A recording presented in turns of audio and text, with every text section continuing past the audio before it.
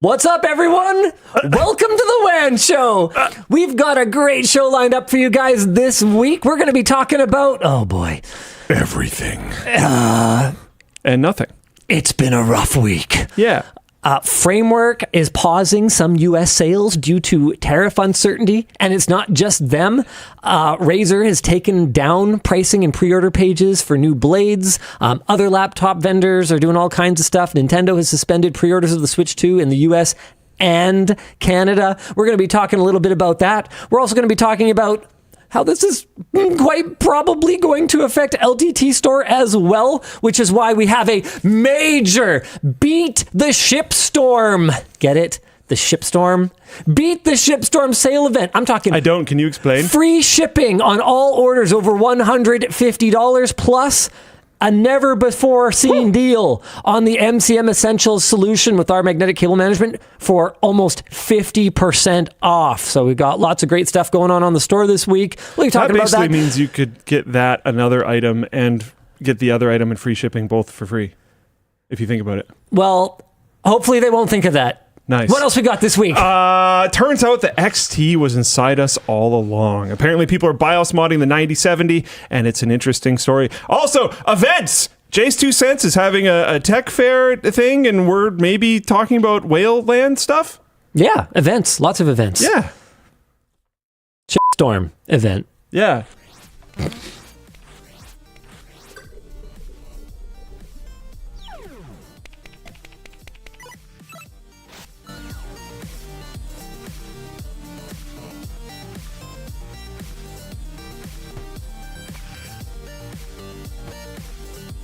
The show is brought to you today by Vessi, Odoo, and AMD. Also, our wrap partner dbrand, our laptop partner Dell, and our chair partner Secret Lab.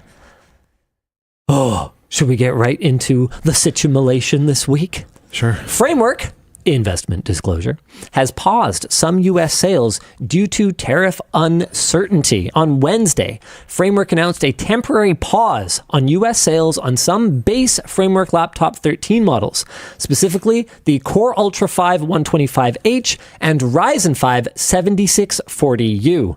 Framework explained that even a 10% tariff would mean they are selling their lowest end SKUs at a loss. Framework also paused all pre-orders for the Laptop 12, but have since unpaused all but the base models. And personally, I found this whole thing extremely interesting because we've been able to get, over the last couple of weeks, insight into the margin structures of these companies that we otherwise wouldn't have gotten. Yeah. Basically, I mean, when Logitech increased the price of that mouse, when Framework basically went, look, if we sell this thing, we're just going to be eating it on every unit we ship. It told us explicitly what the margins are on these products. And I got to say, I'm feeling a little validated because I've talked for years on this show, for years, about how one of the biggest problems for the tech industry is that there is margins are tight. No margin in it. I will admit, I knew that the margin on some components was really, really, really, really low. I knew that things like cases, fans, it gets a little bit healthier, power supply a little bit better. Healthier. I thought laptops had more. The laptop industry is cutthroat. Apparently. Cutthroat. I remember back when I worked at the Best of Buys selling laptops and stuff like that. I heard they're the best. They gotta be. It's in the name. I remember seeing the cost, because you could see the cost in your system, and it was always really close to the actual amount we were selling it for. But it was my understanding that through like spiffs, yep, kickbacks, other various things, MDF, it made it a lot better, and we just didn't see that amount because we were allowed to show the customer the cost. So I was like, the fact that we are allowed to do that means there's some play here somewhere. However, what I can tell you is that invoiced cost may have very well been fairly accurate. Yeah. And they're going to be making a few more points on the back end, but the tech industry is really, really tight. Speakers and headphones are another example of categories where there's margin. Yeah, I think it's like if AirPods alone were split off, they're bigger than like Nike or something. But like crazy. Like, why do you think that your manager was pushing you so hard to attach a printer? Yeah. Yeah. Right? Because there was margin or in printers. insurance or software or whatever something. else. For a bag. You could go and you could tell your super, I sold 100 computer systems today. They'd be like, get the fuck out. You know? Look, they don't care. Did you move attachments? Did you move Exactly. And it's not just framework on the laptop side. Razer has taken down pricing and pre-order pages for their new blades. HP, Dell, and Lenovo have suspended shipments of notebooks and related products to the US for at least 2 weeks. Nintendo, we talked about this last week, suspended pre-orders of the Switch 2 in the US. I think it was since then, though. They have also, thanks a lot, suspended pre-orders of the Switch 2 in Canada. This is from, actually, I'm not sure who prepped this topic, but... I feel like I've been spared in this situation.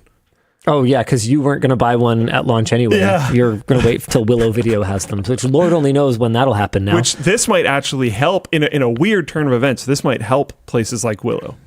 No, that could be true. Weird turn of events, but it might. Apparently, it is speculated, or I don't know if this is for sure, but apparently packaging for US and Canada happens near Seattle. So that could explain if they're going into Seattle before they come up to Canada, then that would explain why Canada would be impacted. Yep. Approximately a third of Switch 2 production is happening in Vietnam, and Nintendo has started routing most of those consoles to the US to hopefully avoid the worst of the tariffs.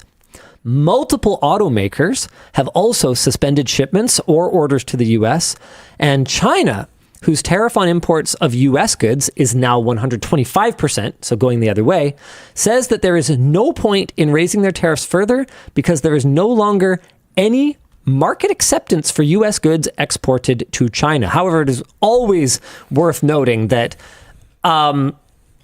any statement from a Chinese official should probably be taken with a similar amount of salt to how salty Luke was before the show that I won Why is WAN late today. Completely unfairly.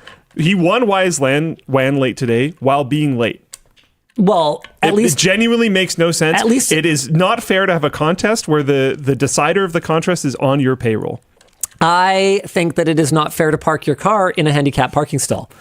You seem perfectly able-bodied to me. I actually just was going so fast I didn't see the sign at all. Which is a separate problem. But you were still late! You were still late. I'm fine not winning. You should also lose.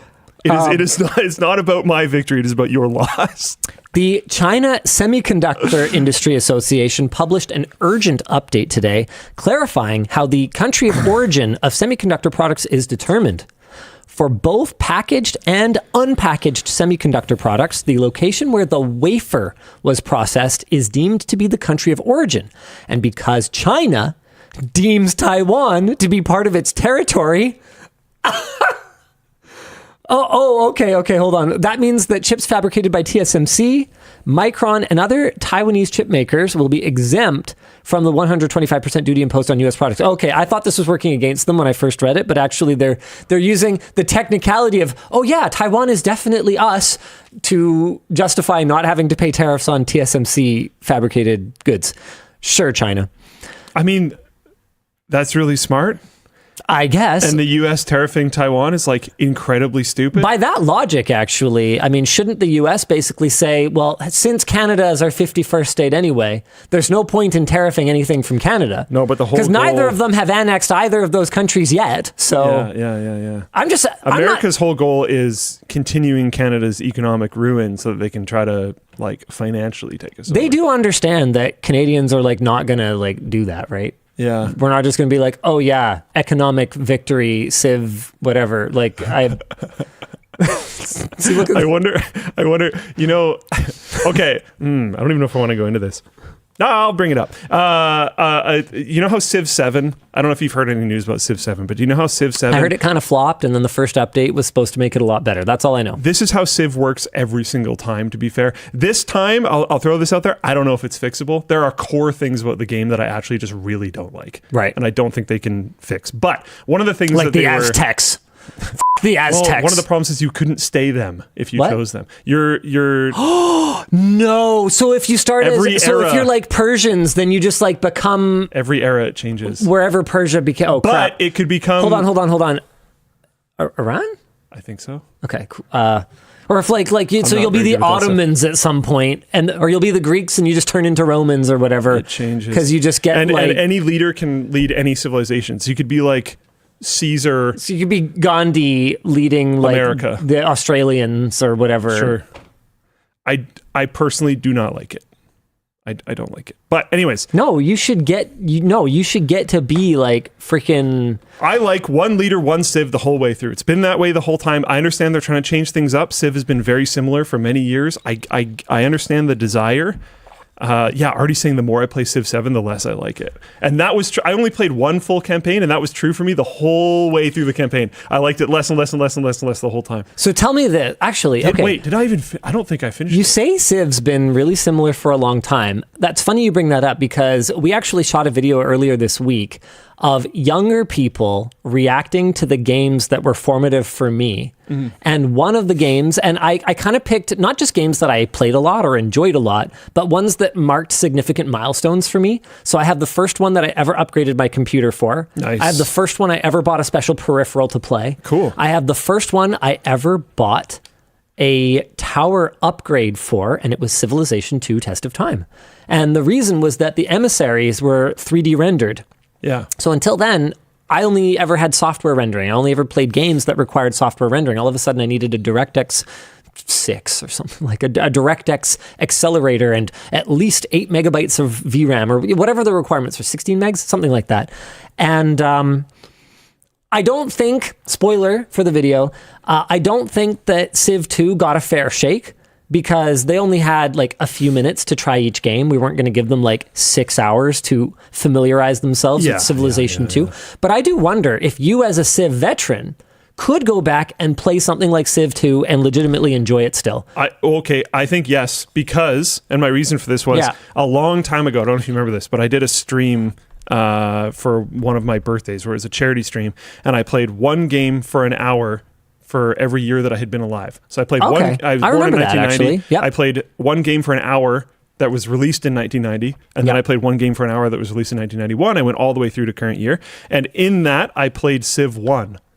And in the hour, I took over all of Europe and Asia. And I hadn't touched that game since I was like a wee lad. That's pretty cool. So I think I could still figure it out. Would you enjoy it though? I enjoyed Civ actually 1. My question. I enjoyed Did you Civ ever 1. play Civ 2? Because I never played Civ 1. I'm fairly certain I did, but I haven't since it would have been like the current Civ, so it's been a long time. I tried to go back and play Civilization 1, having played Civ 2 as my first Civ, and I found it to just be utterly lacking in depth, creature comforts that I needed. Fight all the time. Civ 2 felt like going from Warcraft 1 to Warcraft 2. Like it was just a better game in every possible way. I never actually got into another one though. And I know some of the other ones are really, really great, but I became an Anno boy. Or more realistically, Anno's Warcraft really 3 good. After that. Anno's fantastic. Artie and I are extremely agreed on this. Civ 5 was the best one. Civ 6, I do think aged very well. It got better. The expansions are really good. Right. That type of stuff. But I still think Civ 5 was kind of peak. But anyways, Civ 6, I will give it, as much as I didn't like it as much as Civ 5, it had a fantastic UI. The UI UX of Civ 6 was clean. It felt good. It was a good experience. Civ 7, there was a huge problem because the UI was really bad. You know who pushed over 300 bug fixes for Civ 6? Again, Civ 6's UI was fantastic. You know who pushed over 300 bug fixes for Civ 6? Him? Luigi Mangione. What? The guy who assassinated the guy? I'm not kidding. Yeah. Most based. He was really good at Civ UI. It was very good. It's probably the best. I love Civ 5. Civ 6's UI was probably the best one they ever pushed. Sorry, he worked for them at that time? Yeah. Oh, okay. I thought you meant like he was a super player and he no, you mean like actually pushed bug fixes, like actually over committed. 300, yeah. Okay, I thought you meant like reported. So no, he like actually like he fixed them. He made it good. He made it really good.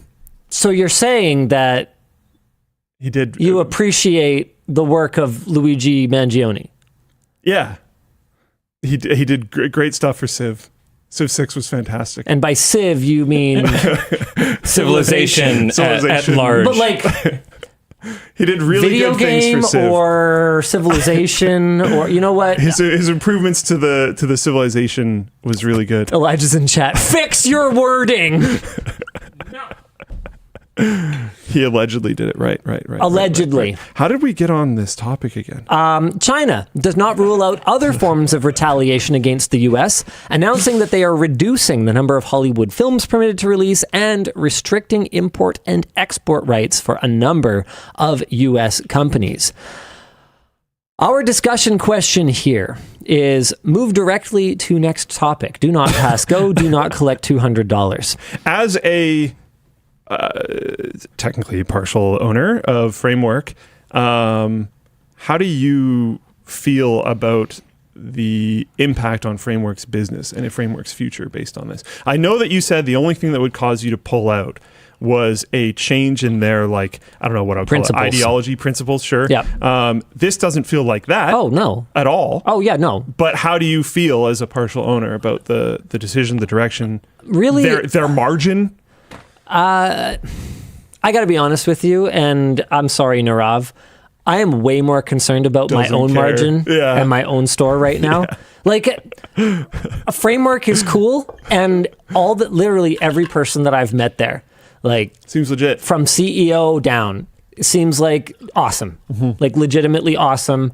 I was super impressed the first time that I met like a broader group of the team there, because literally everyone I spoke to, just like so quick, so focused on what they're doing. Like they just seem like a super focused company. They have a great culture as far as I can tell from basically the outside.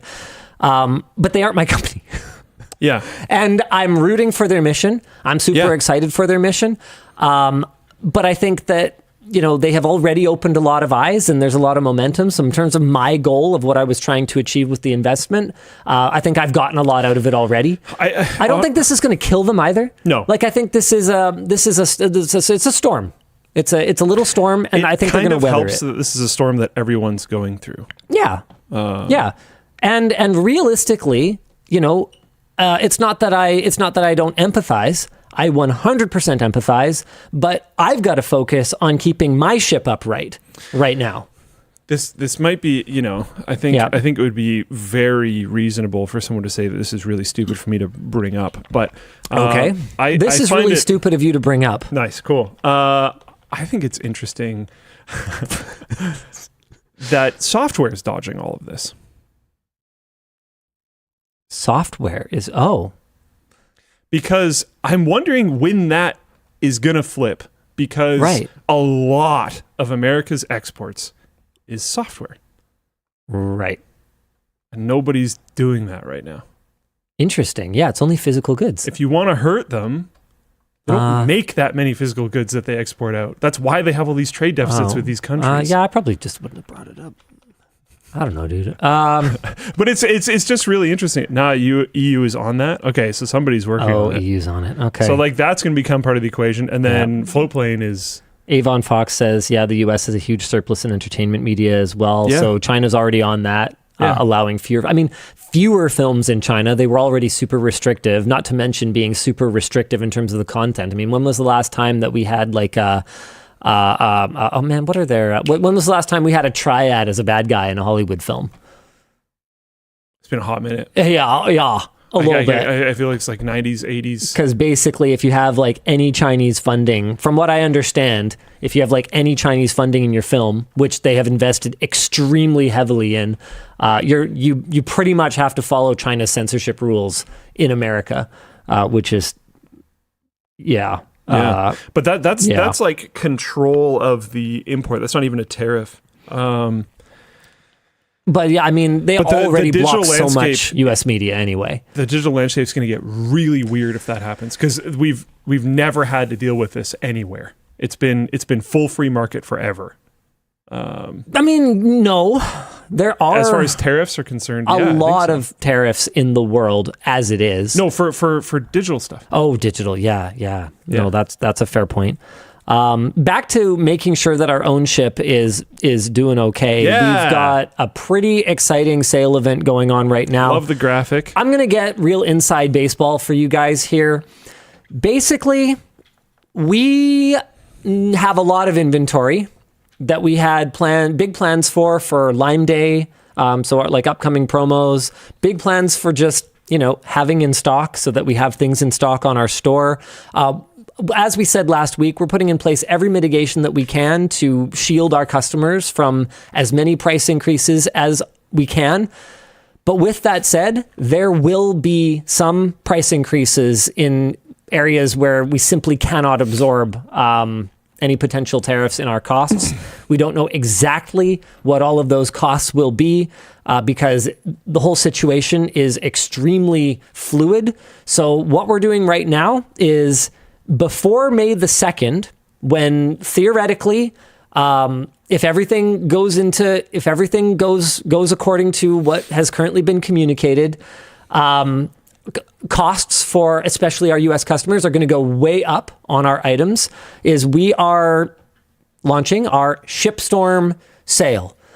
We are doing free shipping, and this is not just for America, okay? Free shipping on all orders worldwide over $150 on LTTStore.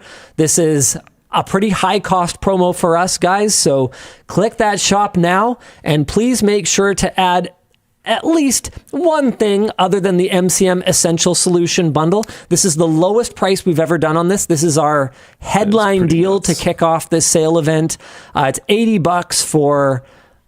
This is a really, really nice magnetic cable management kit. So you can do a power bar, you can do a couple power bricks, whole bunch of zip ties, lots of cables. We've even got one of the big boys in there. Lots of metal plates for mounting them, cable ties. Basically everything you need to make your setup look like this. Absolutely gorgeous. And yeah, while you're at it, grab a commuter backpack, all right? Grab a precision multi-bit screwdriver and bit set. Grab a screwdriver, stubby screwdriver, scribe driver. Great time to pick up a scribe driver. So throw together a cart, $150, free shipping. Shout out Conrad for this awesome little animation at the top. Yeah, the bar thing is really nice, actually. Shows you how much you got to fill up your bar. That's sweet. Things are going to be tight. I don't know what kind of promos we're going to be able to afford to do over the next little bit. So now's a great time to get an order in. We're going to get everything shipped out before the 2nd. And who knows? Maybe none of the tariffs will happen. I don't know. I don't know what's happening. But I do know that we want to get out ahead of it and, get you guys hooked up. Garrett H says, make LTT store Canadian dollars. We will be launching a Canadian dollar store at some point in the near future. More work than you'd expect. Don't expect like one-to-one pricing. If something was $99 US on the US store, it's not going to be 99 Canadian dollars. That is like literally not how it works. But we will have a Canadian pricing store. We are working on all kinds of mitigations as much as we can, as fast as we can. We're doing our best, guys. Our dollar is getting better. Yeah. That is... oh my God, another basis point today? Yeah. I don't remember the last time it moved this fast. Yeah. Actually, I do remember the last time it moved this fast because it was the 2008 financial crisis, and I was working in product management at NCIX. So I remember exactly. Dude, we used to place orders for product and literally have no idea what our retail price was going to be, because back to our conversation earlier about extremely thin margins in the computer industry, for commodities like hard drives, it was a regular occurrence for NCIX to be making maybe 2 to 3% by the time you factored in, credit card or any other processing fees, any labor or salespeople commissions associated with selling the product. Like we were selling them at 6-7 points gross. But you have costs associated with bringing these things in, putting labels on them, stacking them on shelves. Like there's costs, right? And so functionally speaking, we basically didn't make a profit on them. So if you had a 2%, 3% shift in Forex in between when you placed the order and when you got it, you could literally put your price on the site based on your order And then by the time you actually get it and ship it, you're losing money. And making matters even worse, so much of our product was on net terms. So it wasn't just the delay from shipment to receiving. It was actually the delay sometimes from when we placed the order to 30 days after we received the order, when we would finally know how much we were paying for the product. So you could bring in a pallet of GPUs, sell them for some price that you thought was profitable by 5%, and then it turns out you actually sold them for a 1% loss. Gross. Because the currency was all over the place. It Gross. Dude, it was madness. Dude, it was madness. And when it swung the other way, obviously you were happy. But I mean, we would pull moves all the time. Like we would try to hedge, right? Like we'd try to be like, hey, Kim, sorry, I didn't see your bill. We'll get to it right away. And we'd like try to push things off a week, hoping that the currency would the currency would recover a little bit. To be clear, I didn't do that. I was not involved in that, but I heard through the grapevine, because I'd go to place another order. I'd be like, I get another order? And they're like, no. I remember you kind of like raging about this back when we worked there. That was a separate issue. That was when they were running out of money. This was when we had money, but we just were deciding not to spend it on the things that we had already gotten into our warehouse and sold to customers. It was a whole thing. Got it. Oh, man. Yeah. Anyways, is there a topic that isn't about the economy? No. We're moving right into our next topic, which is more of a discussion. There's been a lot of conversation this week about moving electronics manufacturing back to the US, whether that's possible, and if it is, what that would look like. One phone company, Purism, says that their $800 phone will become $2,000 when made locally.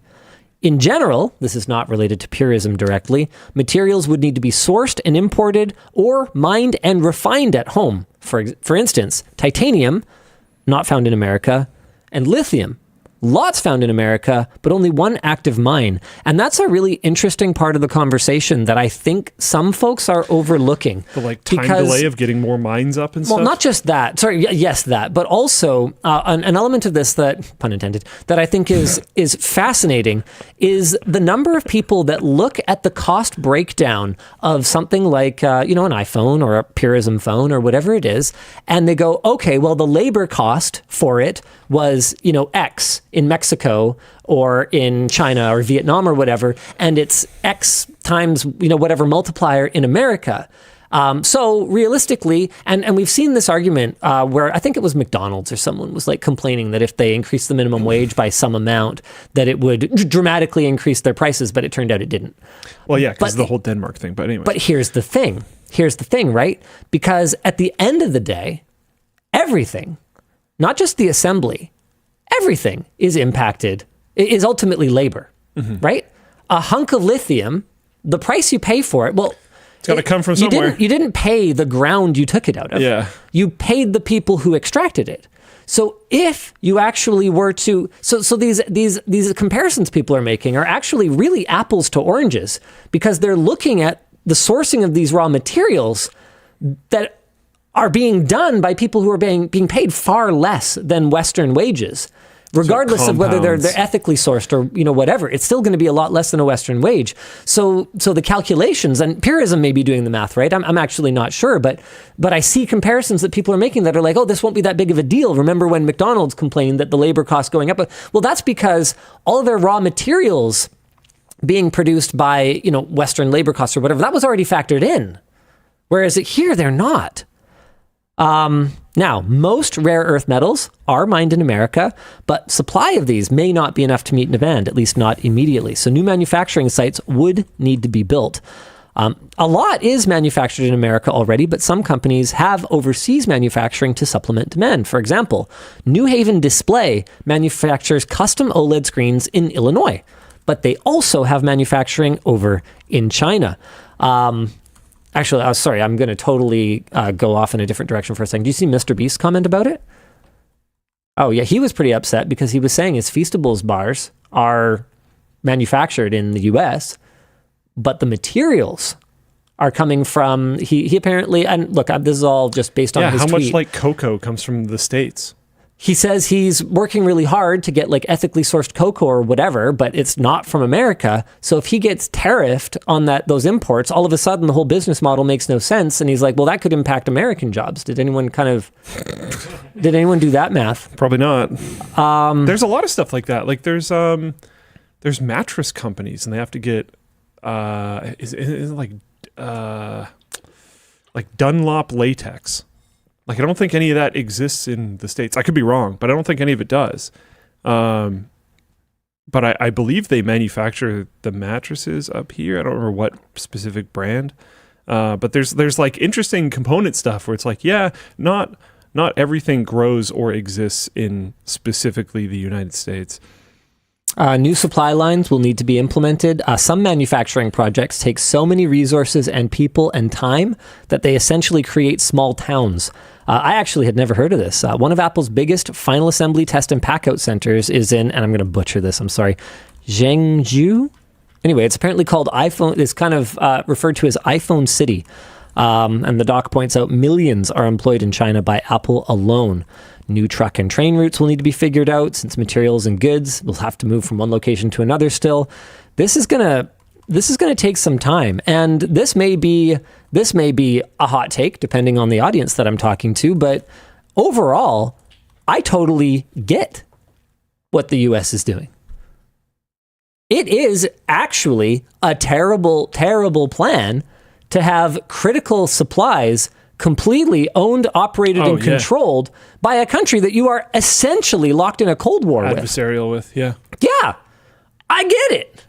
I don't think there's a way to go about solving it. But I'm not taking a position on that. But yeah, I get that. That wouldn't be for very sure. Canadian of me. Yeah, especially if it's like planes, boats, stuff like that. 100%. Yeah. And it's everything. It's And as far as my understanding microprocessors, goes, it's AI, it's critical minerals, it's everything, right? There's like practically no ship manufacturing in the States anymore. It's like, yeah, that's knowing how America feels about their boats. So that's maybe not a good thing. So that's a really interesting dynamic in all of this for me. Is I'm looking at what they're trying to accomplish, which is, some freaking independence, some self-sufficiency. I mean, they were independent a long time ago, but some self-sufficiency in a world where, let's be honest, China has been engaged in economic warfare for as long as I can remember in my adult life. Absolutely. I mean, look no further than what they're doing to attempt to destroy the automotive industry in literally every other developed nation right now. I mean, they do this in a ton of ways too. It's not just the automotive industry. They do this in lots and lots of ways. So like waking up and finally playing ball totally makes sense to me. Makes sense. I just don't necessarily think this is the way to do it. And cleaving, every single other country that exists and some of your own, military bases and stuff is maybe not the way to go about it. So here's the thing, though, is that I'm not gonna try to explain why they did that. There are some potentially valid reasons why they cast such a wide net in order to prevent pass-through shipping. Tariff avoidance. Whole thing, yep. G. Coons in Floatplane chat says, at Linus, any suggestions on how to do it better? And I think you basically nailed the curse that I live with. I am smart enough to recognize the situation and not for what it is, the answer. But I am not smart enough to solve it. Well, you're not like an economic... And I'm not shameless enough to pretend that I know how to solve it and to offer you easy answers. So I basically kind of sit here as helpless as anyone else, while everything happens around me. I honestly, some days, envy the people who just don't really seem to understand some of the negative impacts of this and what they will potentially be, because it seems like they seem happier. It's interesting up here too, because there's some sentiment of like, we can still get cheaper stuff, right? Like the Switch is probably not going to be exceptionally expensive up here unless they just mirror the price, which happens sometimes. It's they could decently very well do. common that Canadian pricing is just US pricing times the dollar to US pricing. Yeah. Yep. But this is unprecedented in my lifetime. Yeah. So how everyone's going to handle it, We don't know. could be all over the map. I mean, you never know. Nintendo tomorrow could say, hey, we actually have enough Switches to start shipping these right now. We're going to keep them software locked until, after the official launch date that we announced or whatever. But yeah, we took a page out of LTTStore's book, and we were like, emergency sale, everyone buy your Switches now, and then we'll just leave them software locked until they probably won't. There's no way Nintendo would do that, but they could. Conceivably. They could conceivably do that. I mean, they've been manufacturing Switch 2s for months now, if the rumors are anything to go by. By the way, just want to remind you guys, now is the time to pick up some pre-tariff LTT Store merchandise, free worldwide shipping on orders over $150. You're going to hear me talk about this a fair bit today because we need to move some inventory. Go, go, go. I thought it was kind of funny. I was reading something the other day. I forget a lot of the details because I was skimming it, but Canada and Japan are in talks about like working together for market stability. And I was like, man, like two of the it's cool. That's a good thing. We should probably do that. Kind of sucks that it's like two of the worst, like what is it, G20, whatever economies right now. We're like, yeah, let's try to not be so bad together. It's like, oh man, all right. Cool, man. Yeah, let's figure it out. Well, we've got our overpriced housing crisis. They have their worthless countryside, can't give them away housing crisis. We've got our we had no idea what we were doing with immigration crisis. They've got their... Well, we don't have immigration crisis. We just and entirely forgot that our GDP... birth rate sucks too. Oh yeah, I don't know how we solved that one. We sort of just forgot that GDP per capita is supposed to go up. We just decided we'll just leave it where it is. No, we'll just brute force it with capita. Yeah, we'll just have more. All capita, all day. Don't bother building more houses in spite of the fact that we're a global leader in supply of softwood lumber. Let's not use any of it here. No. That all has to go away. By default. It has to go away. It can't stay.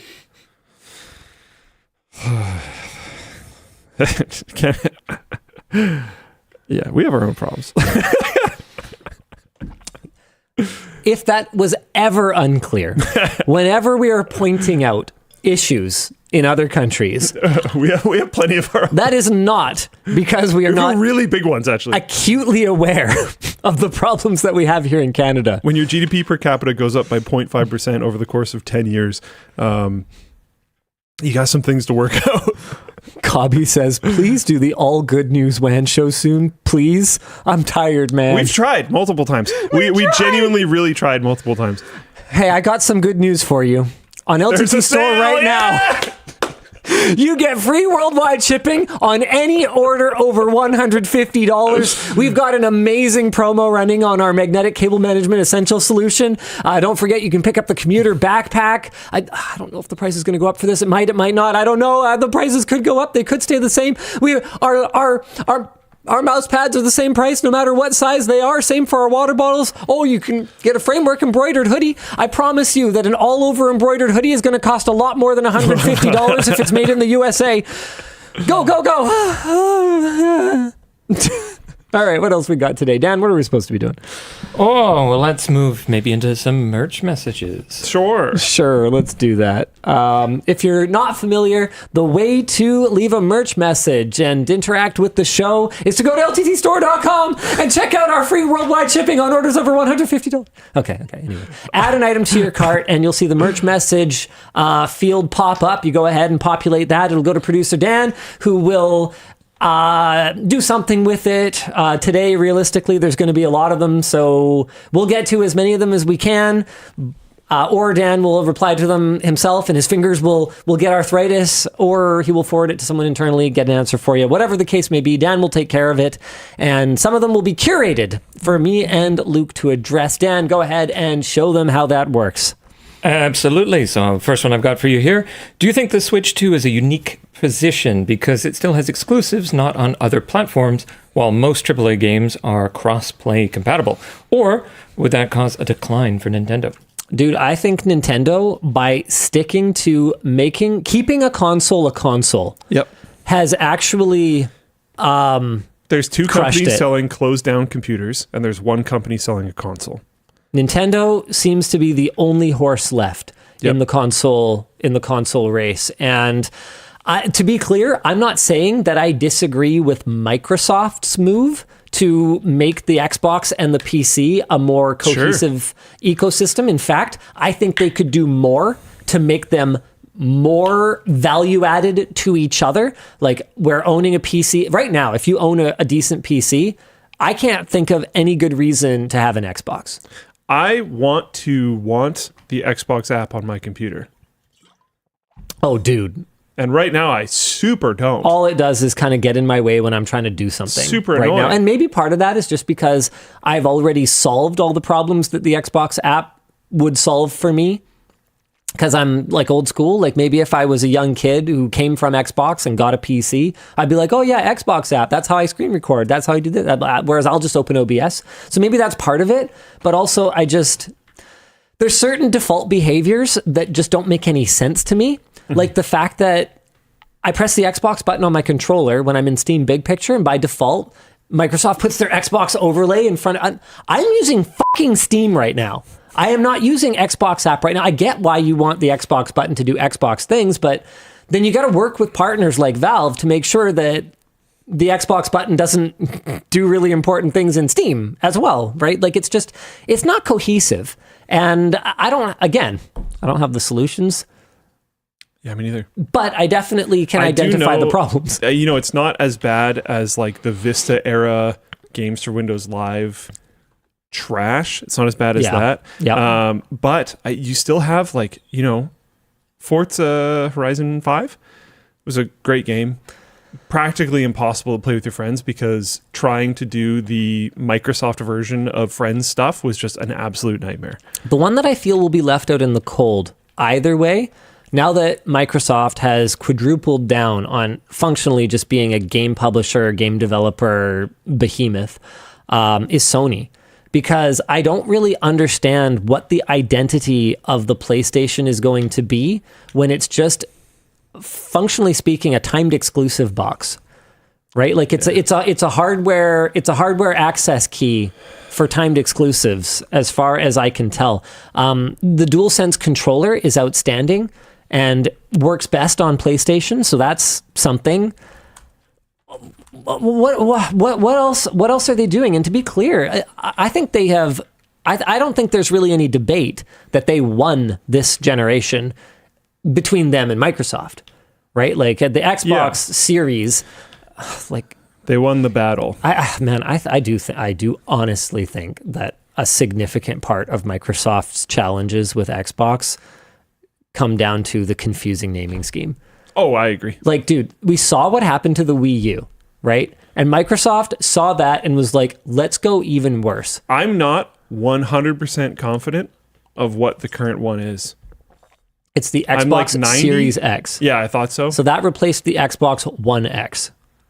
And also there's a Series S that replaced the Xbox One S. And before that was the Xbox... oh, crap. One? Oh, shoot. Was there a One X? Crap. Uh-oh. I think there was a One X. Yeah, one. Yeah, that's right. This is the problem. And then before that was the 360, and then before that was But the original Xbox and the Xbox 360 were great names. I disagree. I like 360. Remember all the speculation that the next one would be 720? Yeah. Even that would have been better than what we have now. But it should have just been Xbox 2. Period. I'm sorry. I can't get behind. They could have even pulled. What's their nuts? Who did this? I forget. Someone recently on the phone side. I think was it Samsung or something. I can't remember. But one of them basically or maybe it was Apple that skipped a number or something so that they could kind of realign things with years or something like that. I forget. Someone did this. Didn't they do that when they went to the X? But I could see Microsoft just skipping 2 and going straight to 3. So that it's clear that the Xbox 3 competes against the PlayStation 3. So they could kind of get realigned. But I think they could have done that. I think they could have done that with the 360 naming and then gone to 460, 560, whatever, and just had it not been based on the circle. So I think it was called 360 because of the circle. Sure, but they could have done Xbox Infinity and done 2 circles, or they could have done freaking anything. Yeah. other than one. Yeah. One was terrible. One X was terrible. Series X was terrible. It's all been terrible. And 360, I definitely agree is debate. I liked it, but it's very debatable. I can understand someone not liking it. Beyond there, it's just trash. And it's a funny thing because I don't know any living, breathing, like through their nose, not like through their mouth. Like I don't know any I don't know any even remotely functional human capable of producing words that thinks that the Xbox naming scheme is good. So who is driving this? I actually want to like interview them. Middle managers. No, it can't be. It can't be because middle managers would take the safe route. Only executives can do something that fucking stupid. Middle managers have to get buy-in. We should get Phil Spencer. He would never, but we should get Phil Spencer to join WAN Show and just be like, "What's going on?" I'm sure he's been asked this 1,000 times. You're wanting to get more and more into the PC space and make the Xbox ecosystem a big thing. You're trying to partner with handhelds. You're trying to do stuff like that. That's our realm. If you want buy-in with this community, come here, come on our show, talk to us. Yeah, we'll talk to the community. Yeah, because we don't understand. So if you can make us understand, you're going to have a huge win. Come join the show. Talk to us. Please. He's not going to talk to us. He never will. He never will. What was the question? But seriously, I think it's reasonable. Like it. Oh, hold on. I wanted to go somewhere else with that. But I think it'd be reasonable. I wanted to go somewhere else with that. Do you think that Nintendo, because I think Switch 2 will be successful. I don't think it's going to be Switch 1 successful. No. I don't think it's going to be Wii successful. Like there's no great secret. Nintendo knocks it out of the park when they deliver cheap enough hardware and great games. That's the formula. And I don't think the Switch 2 delivers on that formula quite. I think 450 is something that will end up under people's Christmas trees, but not as many. And that's going to hurt their ability to build an enormous library for it and all of those things that sort of those knock-on effects. They also lost the Reggie factor. So the Wii Sports equivalent, whatever it's called now, the stupid tutorial thing is $10. paid. They got to be I don't care how that. many dollars it is. Yeah, it doesn't matter. It needs to be zero. It should be zero. Yeah. Yep. Agreed 100%. Like they're losing those types of things, which is bad. But tell me this, because I think Switch 2 is going to do fine. I don't think it's going to be a Wii U, but I don't think it's going to be a Wii. Yeah. What about what's coming next? Yeah, I don't know. There isn't a lot of... Like VR seems like a dead end. Sony gave up. Motion control was super innovative and cool at the time, but even Nintendo seems to have mostly given up on that, aside from, like wank mini games in Mario Party or whatever. I don't think Nintendo's going to do anything that you put on your face. Mm-hmm. I don't think Nintendo's going to do VR or AR. So like, are we just, is it just Switch 3, Switch 4, Switch 5? Like, because that was the whole thing with Nintendo. That was their identity, was they didn't need to compete toe to toe with the the HD juggernaut when they had but we have second screen that you can like sit on the toilet and stream your game from. Like they had the gimmick factor. What is Switch 2's gimmick? They did. I know they did. My point is, I think they're going to in the future. The shitty mouse thing is weird. Yep, my bad. Like, what is that? And you know what? Maybe I'm going to be so wrong. Oh, I think people will use it. I still think it's going to be better for shooter games. Like maybe they're going to use it for like, weird, leg wank game or something like that. So you can, well, I don't know. Like, because you can use an optical sensor for anything. It doesn't have to be a mouse pointer. Here's a question. There was a sports game for Switch, right? A Wii Sports equivalent thing? I think there was some kind of sports game for Switch. I don't remember what the dealio was with it though. Switch sports game. Nintendo Switch Sports. Yeah, did anyone care? I don't know, but I feel like they kind of like if a Nintendo Switch Sports falls in a forest, does anyone hear it? Like I don't. Like here's a potentially hot take. Aramine says I love it, and Interested Panda says wasn't good. So all right. I think if they effectively just took Wii Sports and spruced it up a wee bit, get it, and put it on Nice. Switch 2, and made it free, like it was with the original Wii, I think the Switch 2 would kill because Isn't the new tutorial paid, right? yeah, stupid. Yeah. I'm not even talking about the tutorial though. I'm Yeah. talking about a sports game. A bundled because game. It wasn't just the tutorial features of Wii Sports that people liked. People genuinely really liked the game. Yep. I had a fun time playing Wii Sports. And anyone, any age could play it. Absolutely. Like, and that that's was- Nintendo's killer thing. That was probably the first gaming experience, the only gaming experience that I ever shared with my in-laws. Yeah.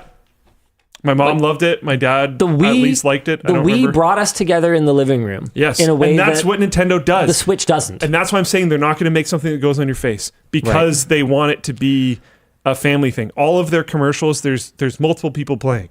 You think about Xbox or PlayStation commercial, maybe they show people playing together online, but Yeah, not usually in the really. same room anymore. Yep. And it's like the lights are out. Yeah. And like there's RGB. Gamer and mode. someone's like locked in. Switch is often multiple Brightly people lit. hanging out in a brightly lit same room situation. So what are they going to do? I think they got to embrace What that. are they going to do to move that forward though? Well, I think they tripped on the release. Personally, that tutorial thing should have been free, and it should have actually just been a sports game that also had tutorial features. And then I think they would have. So you just say like, look, take the Wii format, rinse, repeat. And they've said up front that they're aiming to make money on the hardware this time. I don't work for Nintendo. I don't know their mind. But or we could be wrong. and I could be wrong, but I feel like why are they breaking a formula that has worked so well, and then every time that they've deviated from it has not worked? Yeah, get consoles in people's houses. It works, and then they'll buy games every once in a while because they want something new to do. Because the buying of the game is an easier cost to stomach, even with the inflated price. Than a whole freaking console. Like how excited do you think people would have been if the Switch 2 was launching and Mario Kart World was a pack-in for $450? Dude, that would have cranked. People would have went nuts. Yeah, 100%. And they could have been temporary. Like they could have done it for the first month or the first 3 months or something like that. Because think about how the original Xbox sold, right? Halo.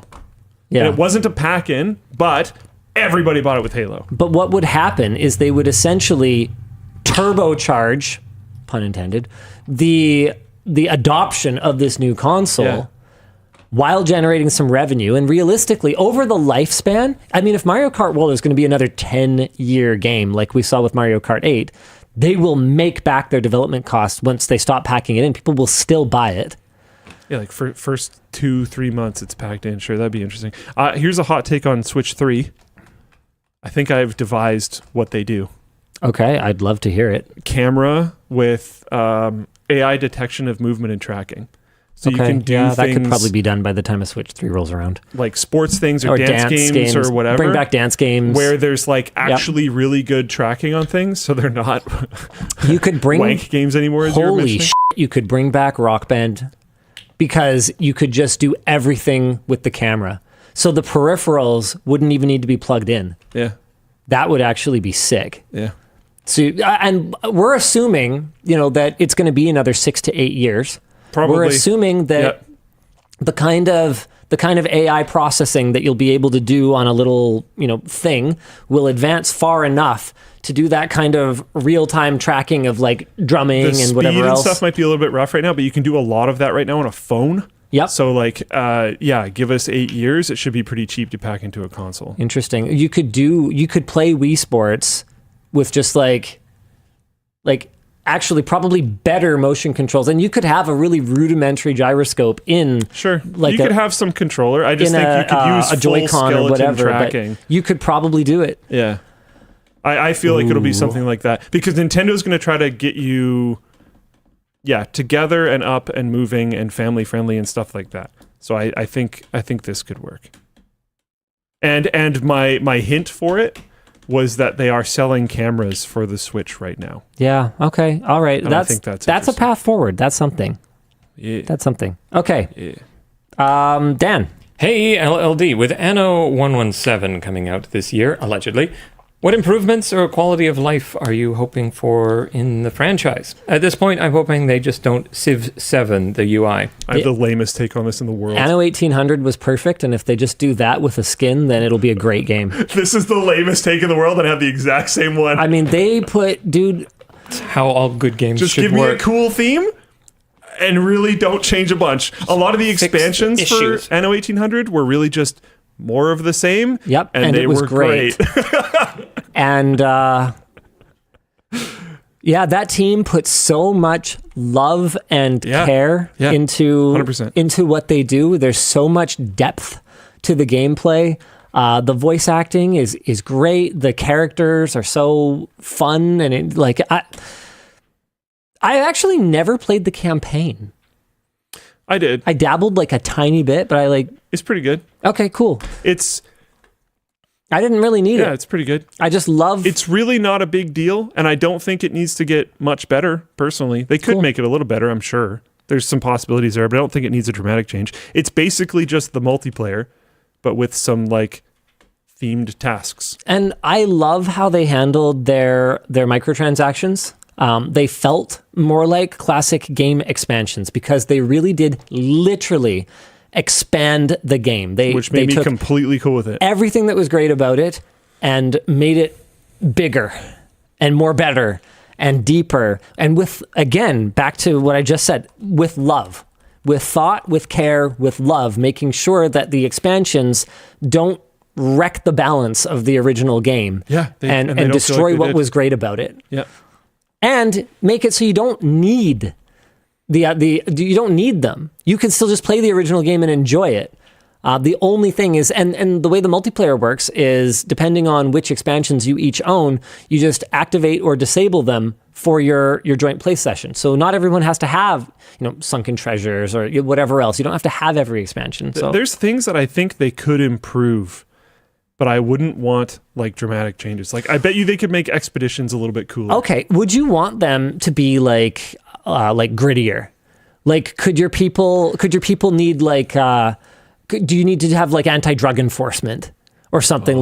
Could they make it grittier? I'm just an idea. Okay, what about land combat? Because the original Anno 1602 had land combat. It was kind of terrible. It was janky, but it existed. And it was an aspect of conquering islands that, in my opinion, conquering islands is a bit too easy in Anno 1800, at least against the AI characters. You don't have to, there's no land campaign. You don't have to do anything. You just destroy their warehouse. And there's also economic victory where you can buy shares in their island. But there's no land campaign. You can't conquer stuff. You can't take over what's there. So there's no actual capture of anything. I'd love to see, okay, you know what? No, I got ideas. I mean, it won't help with 11.7 or whatever it is because it's too old. But I would have loved to see naval combat. Not just firing cannons at each other, but I'd love to see ship to ship combat, ship to ship, hand to hand combat, where you could capture a ship. Yeah, thank you. Boarding. That's the word I was looking for. Yeah, that'd be kind of cool. I don't know how you do that mechanic. Boarding on the water. You could have waterboarding.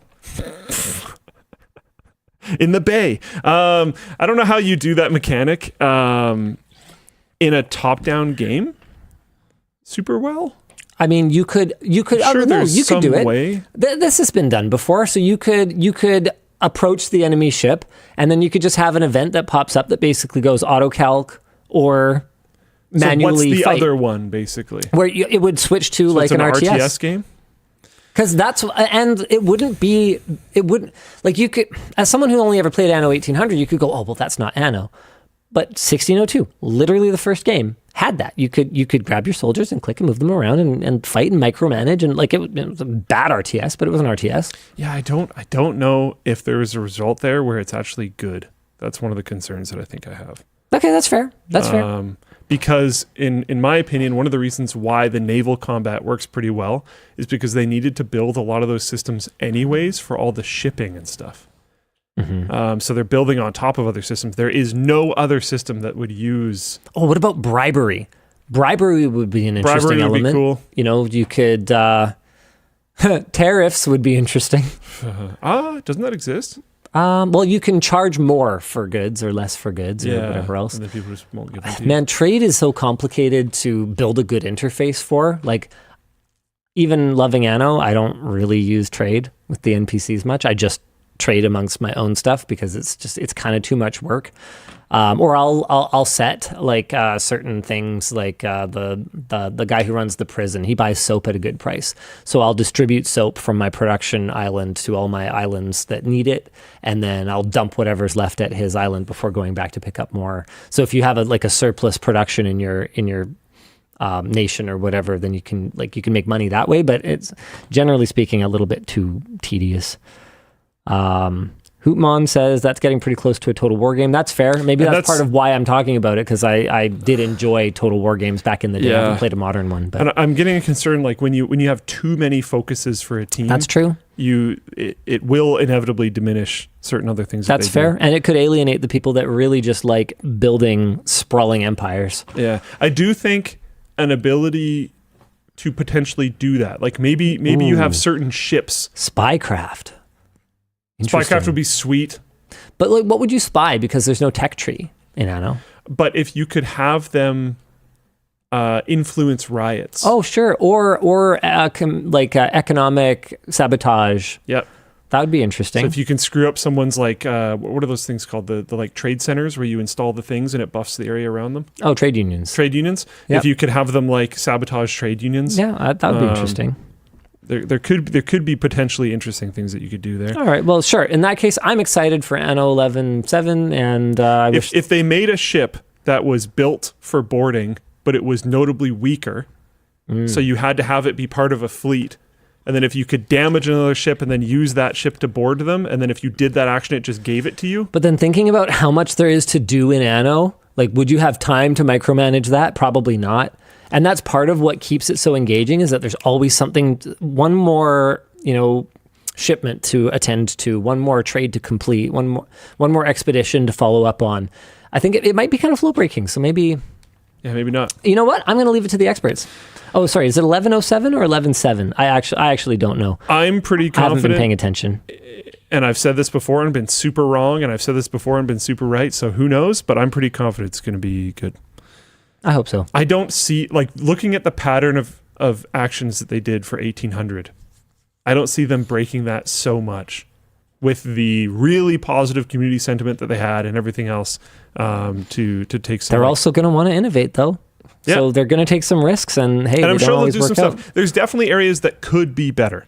I think visibility of incoming quests could be better. Yeah. I think expeditions could be more engaging. Yeah, right now it's just like it feels like a choose your own adventure book where there's like almost always a obvious right answer. Yeah.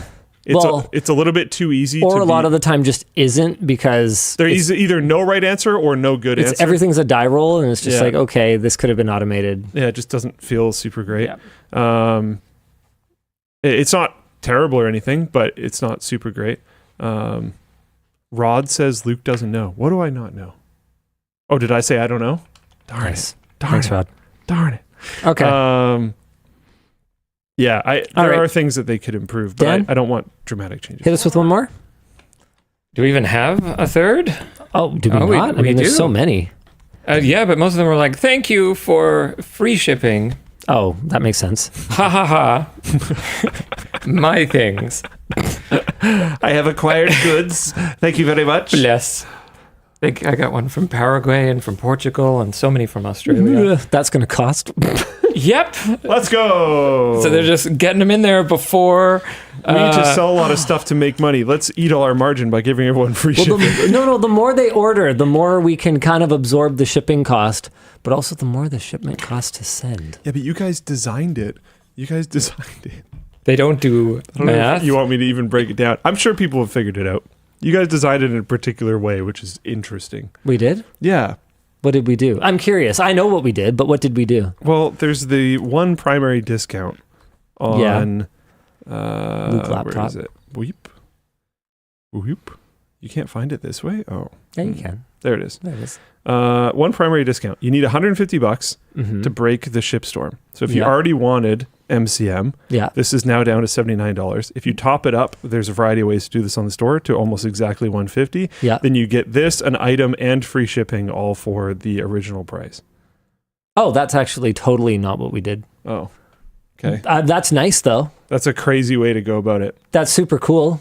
Yeah, no, that's not what we did. Basically, we just did the math for how little we're making on that and how much averaged out over the world shipping will probably cost us, knowing that our orders skew much more international when we do a shipping promo, and hoping and praying that the other things that they add to the cart will be things with reasonable margin on them, and that most people will exceed the exactly 150, and that we will come out ahead. Is that happening so far? Can you see? I mean, I can, I guess. visibility? Don't look. You don't think so, Dan? Because I don't I feel just like I don't want it's- to make him sweat a little bit. Yeah. No, people are going crazy see. because I think they just want. $199. They've been looking to do a big This order. person just doesn't care. $75. What? Who does that? screw your sale. And the horse it rode in on. Didn't get the cable measurement stuff. Just whatever. I'm just shopping like normal. Okay. I got one here that's kind of $330 from Poland. Damn. Oh boy. 159, 159, 189, 169, 199, 154, 199, Okay, hold on, 154, hold on. 154, Sorry, my report. 189, 154, Shopify changed their 154. There's a lot of 154s. Shopify changed their dashboard, and I kind of don't know how to use it anymore. I don't spend that much time in it because we have people who work here whose job is to do that. People found you can get $4.97 over the free shipping with a specific set of things. And a bunch of people did it. The top selling items, though, actually are the okay. We're gonna be okay. Like realistically, this is about burning some inventory right now, and we are achieving that. Yeah. We're not doing much more other than achieving that right now. I will say though that the next best selling item is actually commuter backpack. Oh, nice. So it's the MCM, obviously. It's that Essentials bundle. That's crushing it. It's well in the lead. So with commuter Hundreds of backpack, units if so that's far. the only thing you buy, you just get free shipping on it. Not quite, Oh, because the commuter backpack is $149.99. nice. But there's lots of like relatively low cost items on the store that you could sure add to is. that. Backpack is next. Oh, in terms of revenue dollars, not in terms of units. I'm not sorted by units, but yeah, no, it's cable management, commuter, backpack, screwdriver, precision screwdriver, framework hoodie. A lot of people seem to be waiting for a deal on the framework hoodie, so they're moving a bunch of those. It's a nice hoodie. I like wearing it. Water bottle scribe drivers. It's all the usual suspects. But hey, don't forget about the apparel. Yeah, don't forget about that. Okay, Dan, hit me with one more. Oh, wait, no, 2 more topics? Let's do 2 more topics. Yep. I gotta get some water anyway. All right. JayzTwoCents is having an LTT a tech fair. He's holding what he's calling the SoCal Tech Fair on May 3rd and May 4th. Let's go. You'll be able to meet awesome creators like Bitwit, Austin Evans, Jay himself, and more. They are promoting Tech Family Feud. There's going to be some industry panels, raffles, a sim rig challenge, and so much fun stuff. Let's go ahead and oh shoot, that's a link to the video. I had actually wanted to go to the website. There's also a huge garage sale featuring iBuyPower certified refurbished hardware and some of Jay's own lightly reviewed hardware as well. Why buy iBuyPower? Right. Because they're like the like Co-hosting or whatever. Yeah. Is Height an affiliated brand with iBuyPower? I actually don't know. I believe so. I don't actually know. I know NZXT is. I don't know that Height is. Well, okay. I think they are. NZXT isn't, but anyway. Okay, what's going on? Special SoCal. Tower of Power. On Height's support website, it says that Height is the sister brand of iBuyPower. Okay, there you go. Yeah. Okay, Tower of Power. So they're doing like motherboard, tower build things, PC speed builds, race Jay's car, buy What? nothing trade-in booths. That's pretty cool. Oh, in the sim. Okay. What? I just heard you say Race Jay's card. No. No. Yeah, they've got actually a bunch of great partners for this: Intel, AMD, ASUS, Corsair, Pulsar, Sick. Hall of Tech, CyberPower PC. Oh, did we just Logfog Eventbrite? That doesn't make any sense. Did we what? Sorry. Look, this is what. What is it? What did you do? What are you doing, Luke? What is that? I clicked on the link in the doc. Oh, did we break it? Hold on. No, mine's still loading. Weird. Okay, well, anyway, if you're in Southern California, There we go. It loads now. then maybe check it out. I guess that's it. Our discussion question. Oh, who wrote this? Our discussion question is, when is LTX coming back? We don't have a plan to bring back LTX. Some people seem very confused about this fact, but LTX was never profitable. Oh, yeah. We were explicitly clear about it at every stage, but for some reason, some people are very stupid and can't figure out that that means that we're not really profitable at it. There are things we could have done to make it more profitable, but we didn't do them. But we didn't. We spent a ton of money to make LTX what it was. Yeah. And at this point, unless we could make LTX what it was and what I wanted it to be, I don't really see the point of doing it. The last one was really cool. And Yeah. it was a high note to end up on. We had something like 60, 70 creators or something. I can't remember what the number was, but it was incredible. That group dinner was awesome. It was sweet. I'm probably including plus ones in that number. That's probably why that number didn't make I any really sense to you. liked the last LTX. Yeah, it was great. The one before that was pretty solid as well, but the last one was like kind of primo. Pretzel Parkour says, you said 2023 was profitable, but it put a huge strain on the team. It was profitable in terms of gross profit.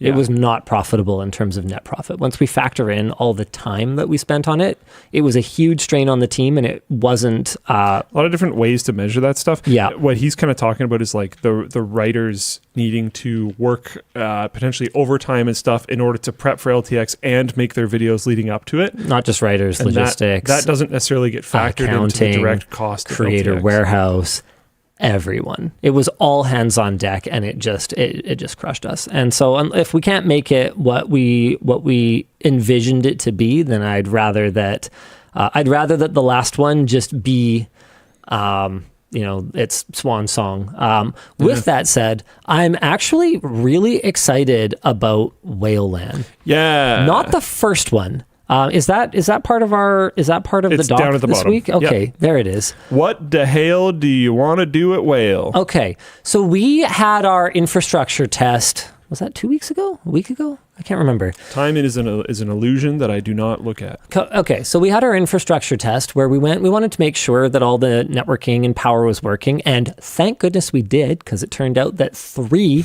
of our California standard 50 amp power plugs were just not hooked up at the breaker panel. Electricians told us it was hooked up. They ran the cables there. They just weren't in the breaker panel. It turned out that it was a bit of a you take it, I got it situation with the lighting contractors who went and took those breaker spots, and then whoever was working on the power plugs was like, they're occupied, so someone else's job. See you later. Is my understanding of what happened. Who knows, but that makes sense. Not super happy with how that all went down, but the good thing about the contractors that we used for that building, the general contractor that we used for that building, is that while they were very expensive, they are the kind that you follow up with, 6 months, 9 months after completion, and they actually mostly return your calls and try to deal with things. So my understanding is that it is being dealt with. So I appreciate that. I wish it didn't happen in the first place, but I appreciate that it's mostly being dealt with. Anyway, so it's a really good thing that we did that test. And it's also a really good thing that we brought a bunch of gamers out to do that test, because I think that Whaleland has a bit of an identity crisis right now. I think Luke and I approached it as like, I remember getting together with friends and playing video games and those being treasured memories. And the most obvious way to do that is, like a BYOC. Bring your own computer. You drag your rig out, all your peripherals. This is what we did. You set everything up for, realistically, an entire weekend of gaming, and there's, Ball's energy drink and pizza takeout, and it's a whale of a time, right? But what we kind of, or what at least, I don't know, I realized, and this was based on talking to it was staff and plus ones that we brought out for the infrastructure test. Talking to other people, what I put together is that maybe BYOC is dead, and maybe that's okay. Might be. So hang with me here for a second, because it is pretty much a guarantee that the very first whale LAN will probably be basically a BYOC. But I have what I think is okay, I've got people saying, no, it's not. But okay, here's my... Wait for the explanation. Wait. Because okay? it's kind of cool, okay? Wait for a second. Because it's not that they're dead, and it's not that they're boring, and it's not that they're bad. But what they are is suboptimal. For every hour that you spend at a BYOC, how many minutes of that do you think you are spending actually playing a game with people who are also there, actively engaged? The game time density for experiences that we are dependent on being in the same room for is really, really low. And it's whether it's faffing about with updates or someone's mic not working or not being able to find the right Discord or people too. Or someone, not having the technical skills to go and get the totally legit copy of Halo Custom Edition that's on a server somewhere and get it installed. Like whatever it is, there's always something. There's always something delaying the game. And so what I was kind of thinking about is like, okay, how do we remove barriers? Because there's other barriers too. Like a lot of us are, adults. And the prospect of being completely engrossed in something for an entire weekend is not only not always possible, but it's not always even appealing. And adding to that, like you lost something, right? Yeah. What did you lose? I forget. The power adapter for my monitor. There you go. Okay. Hauling all of your stuff somewhere, like the way people set up their stations. They're battle stations these days. Tearing the whole thing down, taking it somewhere, setting it all up, tearing it back down, and carrying it somewhere. Not always appealing. Now, I do think that there's going to be a place for like a BYOC if you're the kind of person who like really, really, really, really, really, really wants to bring your own rig and just like kind of talk about it and hang out.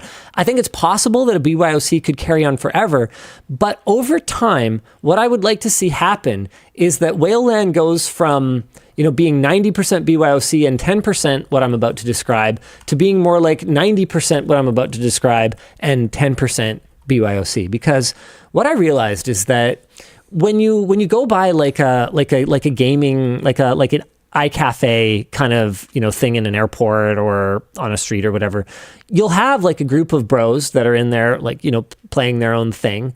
A lot of the time they're not interacting with other people in the space. And a lot of the time those spaces are dead.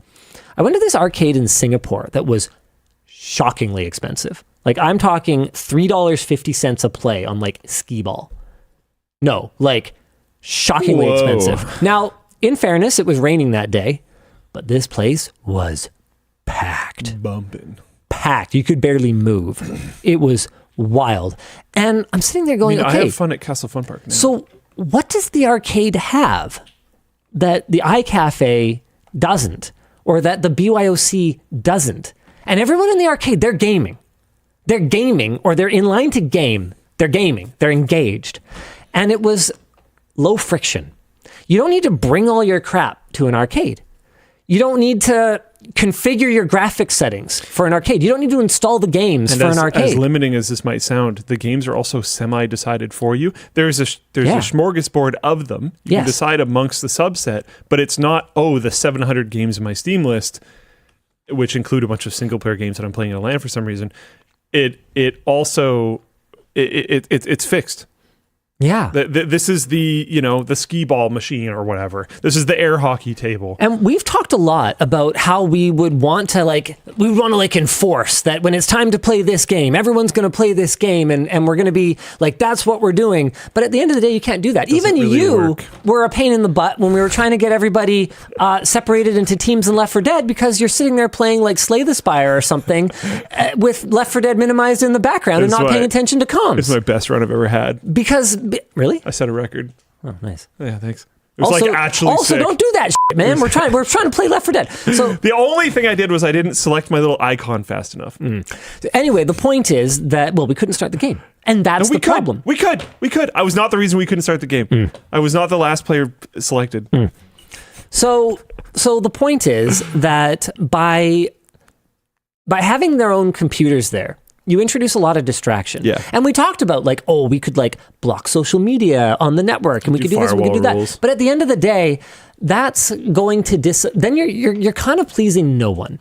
Because also the people, a techie event, people can work around the people who want the arcadey experience where everyone just goes to a station and plays a game are going to be disappointed because why aren't we gaming right now? Are you playing World of Warcraft? What are you even doing? You're not even playing with any of the other people who are here. What are you doing right now? Right? So those people are going to be disappointed. And the BYOC people who really are more about, what's it called? Co-play, I think? Co-play, child development. Hold on, I think it's called co-play. I don't know what you're talking Typically, cooperative play, typically emerging is no, it's called something else. But basically, it's a thing where play? Parallel play. That's the one. Where Pug Boy said it. Yeah, where a bunch of kids are doing something, and the one kid that doesn't really have the social skills yet, probably to integrate with the group, will be playing alongside them. Often doing something completely different, and we'll go home and tell mom, oh yeah, me and Jenny did this, and me and Sarah did that, and we did that, but actually they never talked to Jenny or Sarah. They were just they were there. So yeah, parallel play, I believe is what it's called. And so for a lot of BYOC people, that is the appeal. They're going and they're parallel playing. They feel engaged with what's going on, but they don't actually want to play video games other than that one game that they like to play, and they don't actually want to talk to anybody other than that one person they like to talk to. And that's valid, but that's not what this event is trying to be. Yeah. And you could go back to old WAN shows pre any whale LAN and hear us talk about how that wasn't what this event was supposed to be. So this event was never supposed to be that from the start.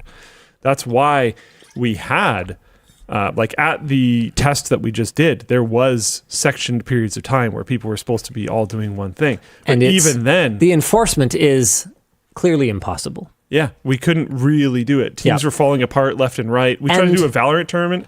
Oh, that was a disaster. In the first round, we had people leaving. By the end... My team made the finals simply by merit of our entire 5-person squad being in the match. Because it was 5-on-3 in the semis. Yeah. Because 2 people just bailed. And this is with staff and +1s. Yeah. When we've got randoms, it will be impossible to wrangle anyone. So, here's a new concept for Whale LAN. You don't bring anything. You bring yourself and a ticket.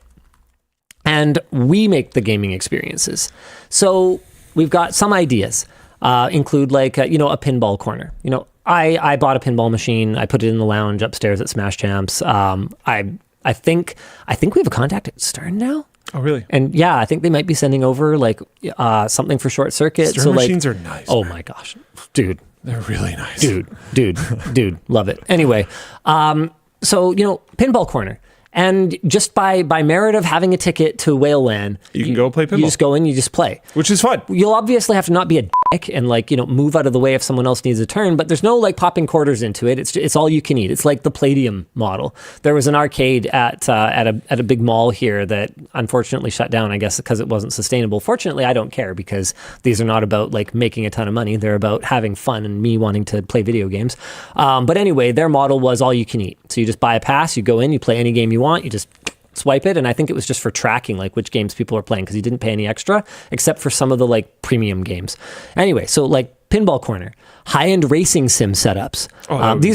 These are ideas that are in the dock right now, but you could put the truck The truck driving. Absolutely. And that's a big part of That'd be it. sweet. Is we build so many cool gaming experiences around here that then we just tear down. And because we don't know what to do with them. That no one would be able to experience. Like, So- yeah. Here's a big one. Have you ever wanted to play Star Trek Bridge Crew? Yeah. Have you ever played it? No. Me neither. I have Bridge played Crew. like whatever the old phone one is. I think I Space Team or lied. whatever. I think I actually tried it very briefly once for a video, but it's a huge challenge. You need 4 people, all with VR headsets, and it's like, when are those stars going to align? At Whale Land, That's pretty good. we could have a bridge crew set up, and so here, what else we got? Oh my God, Jake. He says, a really big RGB fan, like 3 feet. And maybe we could cool a computer and make a video about it. It's writers' meeting today. I told him I don't think it's video worthy. Anyway, the point is we'd have somewhere to graveyard those projects where people could enjoy them. Yeah, that'd be sweet. You could even have like something that's closer to an exhibit, like a state of VR test station. Dude, I would love that. there's a VR game that I love that the stars never align to play it. It's called Takeling's House Party. Oh, it's so sick. He's played it. Yeah. You have one VR headset player, and everyone takes turns being the VR headset player. You're Hal. You're a poor homeowner who's just trying to handle the Takelings infestation in your house. Everyone else sits around the TV with controllers, and they're the Takelings. And it's a kind of co-opetitive sort of dynamic between the Takelings because they are all against Hal. They all agree on that. But they're competing against each other. But they also want to be the most against Hal. It's really, really fun. It's very fun. And you need, like, realistically, if you don't have 6+ Takelings, it's too easy for Hal. You need chaos, and the more Takelings, the more chaos. And I think that It's station... more fun when it's hard for Hal. Yeah, that station would be an absolute blast. I'd love State of VR because, I mean, most people have tried like a Quest, I'm assuming at this point. And if you could show people, like, big screen beyonds and stuff like that, it would just be really cool. Yeah, so immersive history of gaming exhibits. We could have, like, older games you could play. So a decent amount of the exhibits that were at LTX, to be honest. Yep. Gaming Trivia Corner, Gaming Jeopardy, Human Keyboard. People could... Oh, okay. Yeah, I don't know if we're ever going to end up doing that. Okay. So the writers have dumped a lot of projects. Read the last one. I wonder who said this. The Red Bull Chug Jug. Drink from an 1,800-gallon jug of Red Bull. Whoever can drink the most wins the rest of the jug. No. Yeah, so we're not doing that because... Call your mom and dad. What are these ideas? Okay.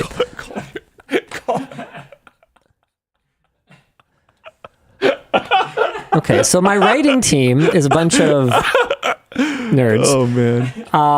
Call your mom Gamer and dad. Rage Room. Your team kept feeding all match, so your hard carry never came online. Smash e-waste in a room to help process everything.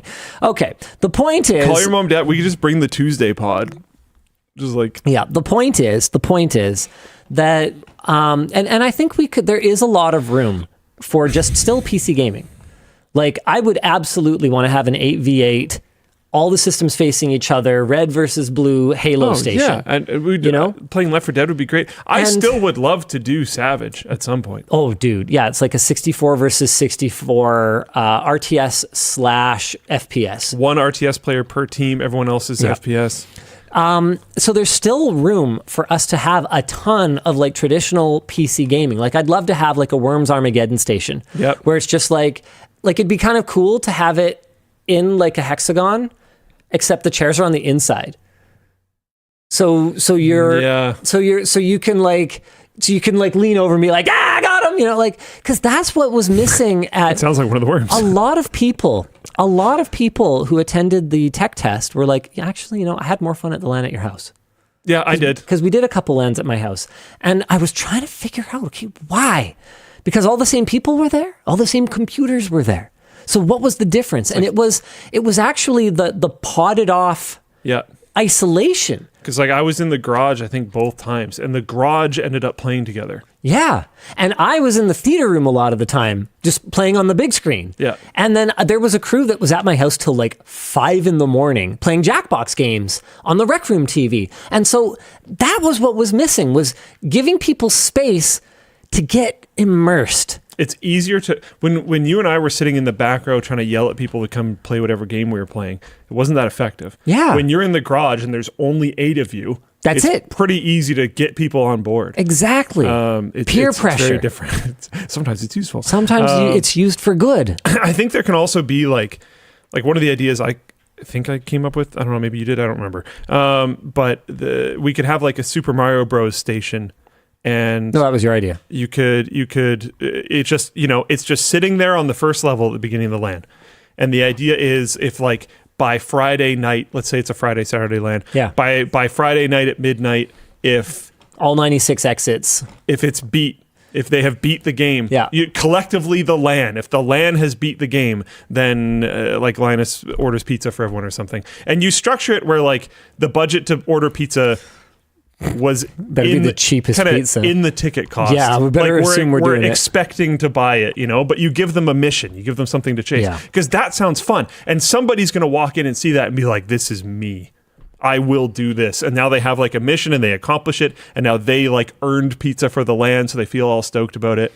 And like you create these like little bits of activation. Now, there are challenges. Obviously, it's going to take a long time to execute on something like this. Like if we are literally rolling into the LAN with every computer and every console and every display and every, pipe and drape isolator for VR base stations or, whatever, right? Like if we're rolling in with absolutely everything that's needed, it's going to be tough. It'll take us time to build up to that. We could do this piecemeal, like we could add things over time, little bit, as we build up to this whole thing. We don't need 1,800 gallon jug of Red Bull day one. Yeah. So we're going to, Scrappy DP asks, where are you storing all this gear? We got a plan.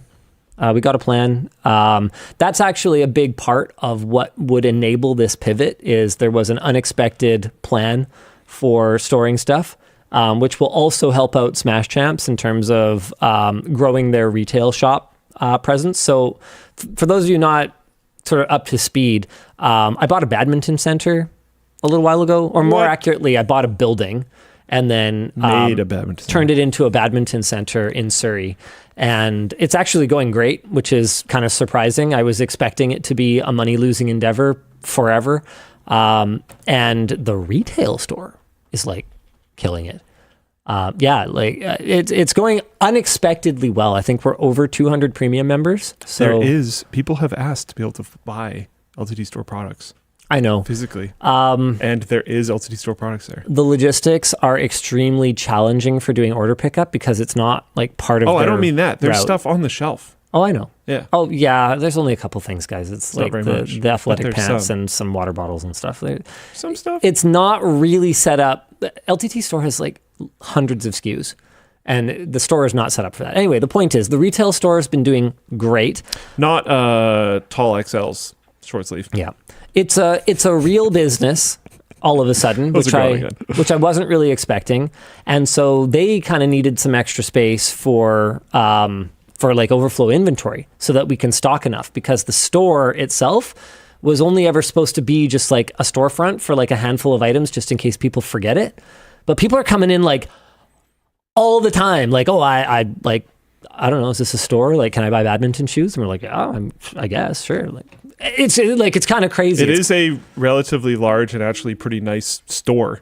Yeah, if you ignore the entire rest of it, like it's blowing my mind, man. it seems pretty clean. It's well lit. I also Nice. felt pretty good when someone who works on like store flow layout and design came in and was like, "Oh, this is like a really good layout because you force everybody to walk through the retail store when they come in, and walk through the retail store and Exit concession through the gift shop when dude. they leave." Yeah. This is actually like really good. Yvonne When's and the I. concession going to be up? It's complicated. Oh, is there like licensing or something? So there's certifications that you need Yeah. in order to literally like microwave a hot pocket. We have to have certifications. We have to have like 2 sinks that are separated for some purpose and some other purpose. Basically, we just like put a small kitchen in it and assumed that our like general contractor would tell us if we hadn't like done it right. And we need a whole bunch more ventilation. We're going to do it. I think we're going to, so when we pull permit for that, we're probably going to pull permit for adding some more showers at the back. And I think those will be premium member only showers, because right now there's only the one shower in each bathroom, because most of the other badminton centers that I've played at, all the players just like go home and shower. And what people said to me was, well, yeah, if you've seen the state of those showers, wouldn't you do that? And I'm like, yeah, I don't shower there either, because they're, I don't want to name any names now that we're kind of competitors. So I've been in at least one badminton center at one point where I didn't use the shower because I thought it was not something I would want to use. And he's been in a lot of them. So yeah, and I've been really in all of them. Genuinely doesn't narrow it down. Yeah, it does not narrow it down at all. I've been to like 4 different ones with him, and that's, yeah. Yeah, the point is that they were like, yeah, we'd use the showers here. And I was like, oh, that makes sense. So we're probably going to add some more showers. So when we pull permit for the showers, we'll do the concession at the same time. But anyway, the point is we have a plan for storage. So that's what I would like to achieve with Whaleland. You should add basic shower things to the store, because the amount of times I go to the gym and people forgot their shower stuff is a lot. That's a good idea. Like little like travel little things of like shampoo and body wash and maybe a loofah or whatever. Sure. I think it's a good idea. I think it's a good idea. So yeah, if you guys have ideas for what you guys want to see at Whaleland, we are super open to them. Please, how do people send this? You know what? Send what? Like their ideas. Leave a comment on the YouTube upload. Does that work? You could make a forum thread. Oh yeah. Oh, we could make a... Dan, do you have time to make a forum thread, or are your fingers on fire still? Probably, oh my God. Probably not at the moment, but okay. We could send that to a writer or something. I see a handful of you found the incredible Shipstorm sale event on LTTStore.com, where you can get free shipping on orders over $150. Shop now. We've got a great deal on the MCM Essential solution, just $79.99 for all that cable management. Absolutely incredible. And you can also pick up a commuter backpack, precision multi-piece screwdriver. You could get a regular backpack, regular screwdriver, tech sack, offsite laptop bag, scribe driver, any of these fantastic apparel items. Look at all of this. Oh, a floppy disk notebook. Look at that, $14.99. You could add that to your cart right now. Boo-wees. You need me to do Floatplane announcements? Okay, I could do that. Is that okay? Sure. Yeah, okay. Secret shopper. Wait, are we allowed to talk about this? I guess. I mean, it's in the doc. Holy shit! Secret shopper is back. Are you fucking kidding me? Is Secret shopper back? It is okay to talk about this. Yes. So we can never announce a new series of Secret shopper. Ready for audio, Dan. Until the previous, or until we've gotten as far as completing the tech support challenge. Once we've completed our tech support calls, you can let it rip. Nothing the participants can do anymore to change the outcome. So we have ordered the systems, we have unpacked the systems, and we have created tech support challenges and contacted all of the companies. Secret Shopper is back. The theme this year is, you know what, I'm not going to spoil it. I am going to play... Up. You have it queued? I have it queued up already. Okay, who do you want? Dan? Surprise. Yeah, if you've got it queued, Luke, go for it. Oh, okay, Luke clap. Okay, oh. Did they have audio? Yeah. Okay, hold on, go back, start it over. So the theme this year, if you guys haven't figured it out yet, Lilac Holmes and his trusty partner, Ploufson. Lilac Holmes. Such a stretch. Gross. What the? I thought that was me for a second.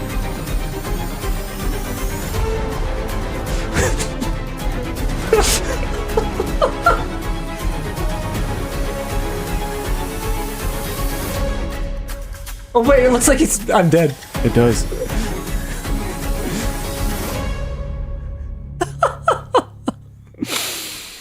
That's it. That's all we can show. Oh, it's going to be a good one, boys. That's fantastic.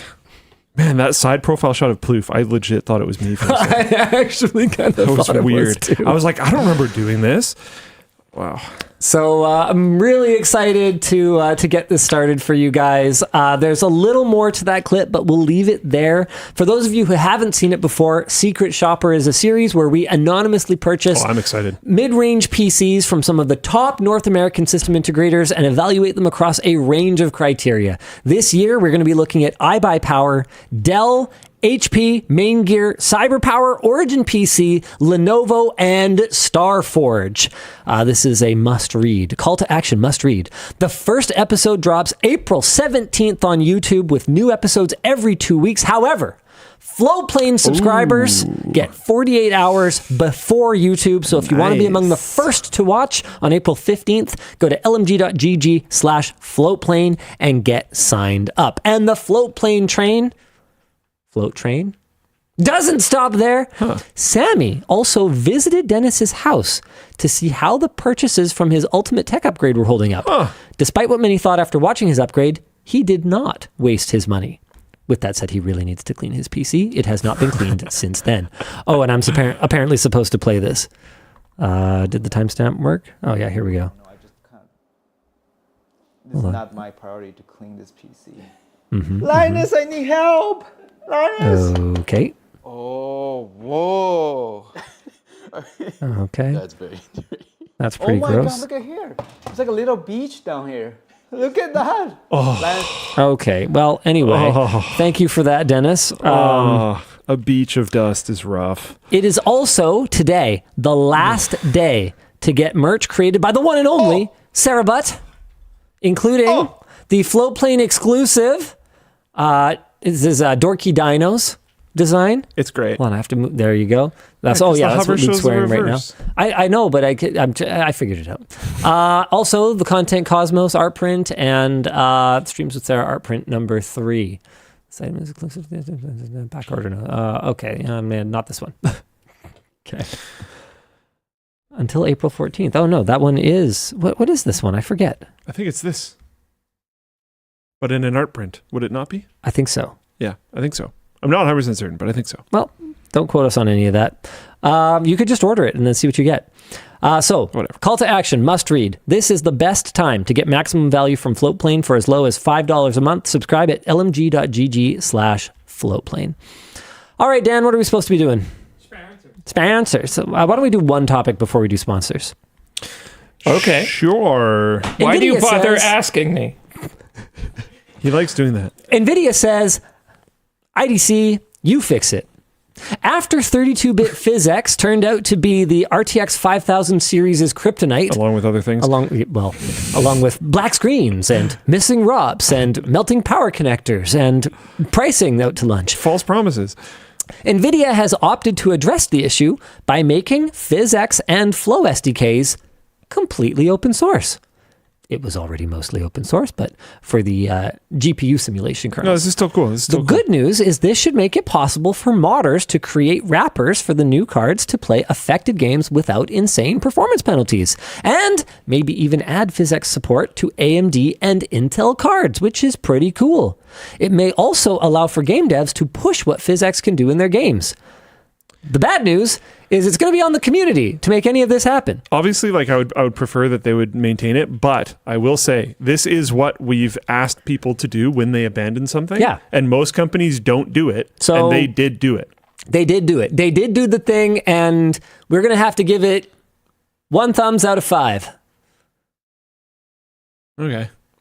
I still think it's cool that they did it. Yeah. A lot of companies would have just pure abandoned. No. I only have 1 thumb. It was a joke. My only thumb out of... Oh, I thought No, we no. have 4. Oh, 3 thumbs out of 4. Nice. Right. We could include Dad and have 6. Discussion question. Is this a good guy or lazy bum move? A good bum? I'm gonna yeah, maybe. Yeah. I'm gonna go on a bit of a limb here and go what I suspect might be against a decent amount of the audience and say good guy. A lot of companies would just abandon this.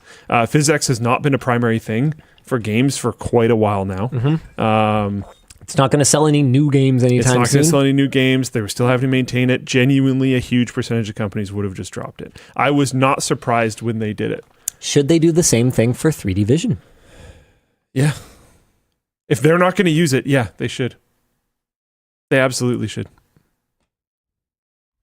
Yeah. All right. Dan, you wanted me to do sponsors now? Sure. Let's do it. The show is brought to you today by Vessi. You might not be a real firefighter, but you can be just as cool as one with a pair of shoes that keep your socks dry. Our sponsor, Vessi, has you covered. Unlike those clunky rubber boots, Vessis are breathable, lightweight, and stretchy. Plus, they come in all kinds of styles, like sneakers, slip-ons, boots, and more. Their weekend sneaker is a bestseller for a reason. Thanks to their versatility, from strolling through Thailand to clocking 20,000 steps a day in Tokyo, they've become Dennis's favorite travel shoes. They're impressively comfortable, even on long walks, and with a thicker, cushioned midsole and a relaxed fit, they'll have your feet feeling like it's the weekend all year round. Pack smarter and travel better with Vessi. Visit vessi.com/WANshow now for 15% off your first pair at checkout and start exploring with confidence. The show is also brought to you by Odoo. With our sponsor, Odoo, you can turn your craziest ideas into real businesses. Whether you're renting out your car or turning your dream side hustle into a reality, Odoo helps you jump through all the hoops. Odoo is an all-in-one business solution with over 50 apps for invoicing, marketing, HR, and more. Their interface is user-friendly and clean, enough so that it might completely change how you work, and it's just one platform. No more switching between different ecosystems. And if you've got an employee like Dennis, who's always slacking off, Odoo's Time Off app lets you track hours, vacation time, and more. Need a new employee? I wouldn't blame you. You can create job postings and track progress with ease.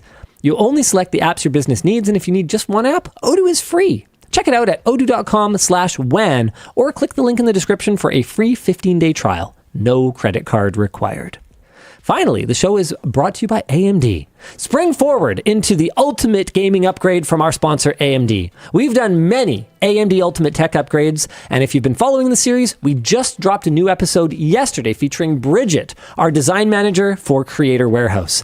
That was a lot of fun. Bridget and I never get to hang out, and that's actually one of my favorite things about AMD upgrades, because we have so many really cool people here that I don't really get to work with day to day. Yeah.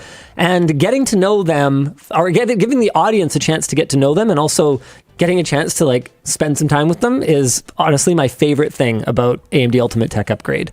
The next thing is, talk about handheld gaming. Handheld gaming is great. More games are launching as Steam Deck verified than ever. More games are optimized and launching pre-optimized for handheld. And the AMD Ryzen Z2 Extreme is coming later this year.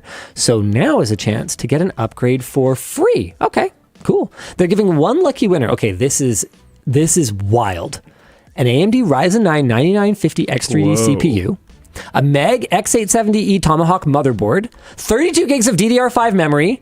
And get this, a Steam Deck OLED with 1 terabyte of storage. Also, you get some Govee Hexagon panel lights to make your setup shine. Damn. Don't miss this giveaway. Enter to win at the link in the video description. Absolutely sick. All right. That's what wild. are we doing, Mr. Dan? More topics. One cable to rule them all. Whatever you want. This is wild. An alliance of over 50 companies in China has released the specs for a new cable that I found borderline hard to believe. The General Purpose Media Interface, or GPMI. There are 2 different connector options. Type B, a proprietary connector with up to 192 gigabits and 480 watts. And Type C, compatible with USB Type C with up to 96 gigabits and 240 watts. Both Type B and Type C will support 8K video, but apparently will lack 10 and 16K, which HDMI 2.1 supports, although who's using it? From Tom's Hardware for comparison. Then we have a little table here. Look at them numbers. Now, HDMI 2.2 is, I don't see it on here. That actually doubles HDMI 2.1's bandwidth to 96 gigabit per second. But even HDMI 2.2, I don't think does power. So GPMI, being able to do 480 watts of power delivery is crazy. Yeah, you could power your monitor off your computer, like just off your computer power supply. And it's like, why not? Yeah. I mean, that makes sense, sure. That's so so sick. Could we just like have fewer cables? I'm into it. And the size of the cable, and the no big chunky adapter in the middle too. Like the cable management options here are wild. Let me see if I can find the picture. I know Riley... Dude, you could power your monitor off your computer and daisy chain the power probably in some scenarios. Here we go. I'm keep bringing up articles and I can't find them. Riley has a... No, wait. That's not what the connector looks like, is it? Is that just a mock-up? I think that's just a mock-up. I think that is a mock-up, but I think it's like that. Yeah, that's just a wide USB-C. Yeah, but they described it as a USB-C that got like stretched out, basically. Oh, okay. I've seen that description in multiple places. So I think it is kind of supposed to look like that. Everyone else is just using images of like HDMI ports and so. Oh, here we go. Okay, GPMI Type B. That sort of worked. Sure, there you go. I don't know, like kind of that. Are we going to get like there we go? Mini B and micro B? It reminded me a lot. And oh yeah, micro B comes back. Oh no, I'm gonna lose it.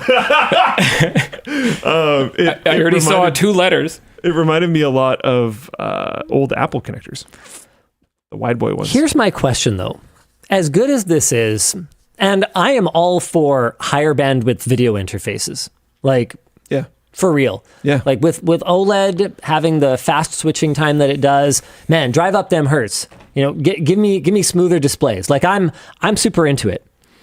But the article that I actually read earlier today about HDMI 2.2 basically was like, yeah, the appetite in the CE industry is not super high for more bandwidth, given that the adoption of 8K is nothing essentially, and realistically, do we need more than 144 hertz, or what I think it's about 144 is the maximum you can do on an HDMI 2.1 link, 120 on most like AV receivers and stuff. Do most people need more than that, given that they're running game consoles that can't drive more than that anyway? Like, is there really a hunger for this that will drive industry adoption? Really? The USB-C compatible one, still pushing 240 watts. Is cool, but that's still within USB 4. There's also a couple things kind of overlooked in the Tom's Hardware chart. Thunderbolt 5, for instance, has an asymmetric mode where it can operate at greater than 40 gigabit per second in one of the directions. And the idea there is that you're driving a bunch of displays off of the device, but you have less data coming back the other way. So there are a few things that are not 100% accounted for in the Tom's Hardware chart here. But even then, I guess my question is, that's why it's USB-C compatible. What's going to drive industry adoption of this? Because the connectors that ultimately win, the connectors that ultimately win are the ones. Yeah, but I mean, you can't single-handedly. HDMI is, as far as I can tell, literally never going to change. Like, honestly, like in the consumer electronics industry, IT industry, okay, maybe we could talk about that. Or like I could see a niche VR vendor or something, pushing this or something. Like I could see here's a hot take. How many people are actually plugging things in with HDMI to their TV these days? Lots. Really? Yeah. I kind of doubt it. So you think people are just running their smart TV OS and they're just using Netflix that way? I bet you that's most people. Anyone with a game console has to plug in via HDMI. A lot of people are going away from non-Switch game consoles. Anyone with more devices... There will probably also be adapters. Anyone with more devices than are supported is going to be using an AVR, and those are 1 billion% using HDMI. I don't think that's that very many people. Anyone using a soundbar is using HDMI. HDMI is so entrenched. I mean, think about it. The soundbar argument you might have. Maybe. HDMI charges for every port on your device, and they still haven't walked away from it.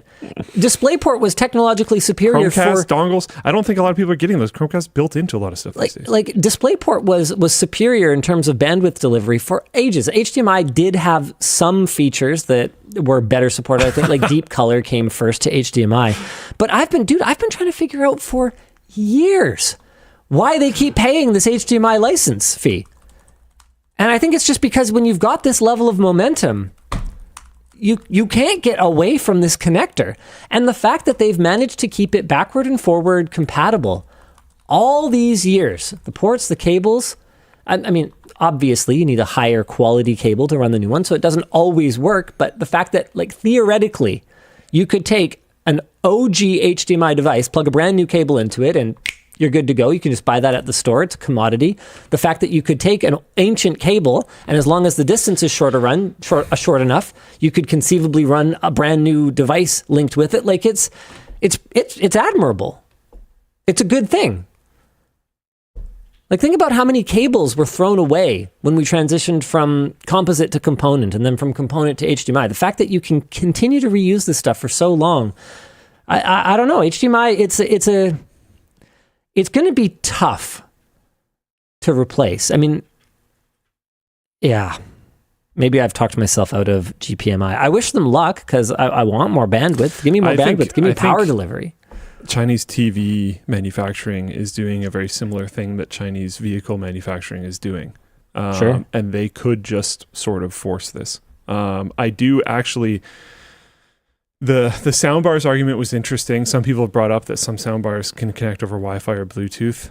But the soundbar argument is interesting. You're I honestly think do Atmos over Bluetooth. Sorry, it's not happening. The audience watching this and you might be skewed towards more people having devices to put into their TVs. Sure. Than you think is necessarily average. But then here's my question. I promise you, over the last 4 or 5 years, the amount of people plugging things into their TV with HDMI has decreased. Sure. But then that actually kind of feeds into my argument for why we shouldn't bother to transition the industry to this new connector, whose only benefit is like higher bandwidth, more resolution.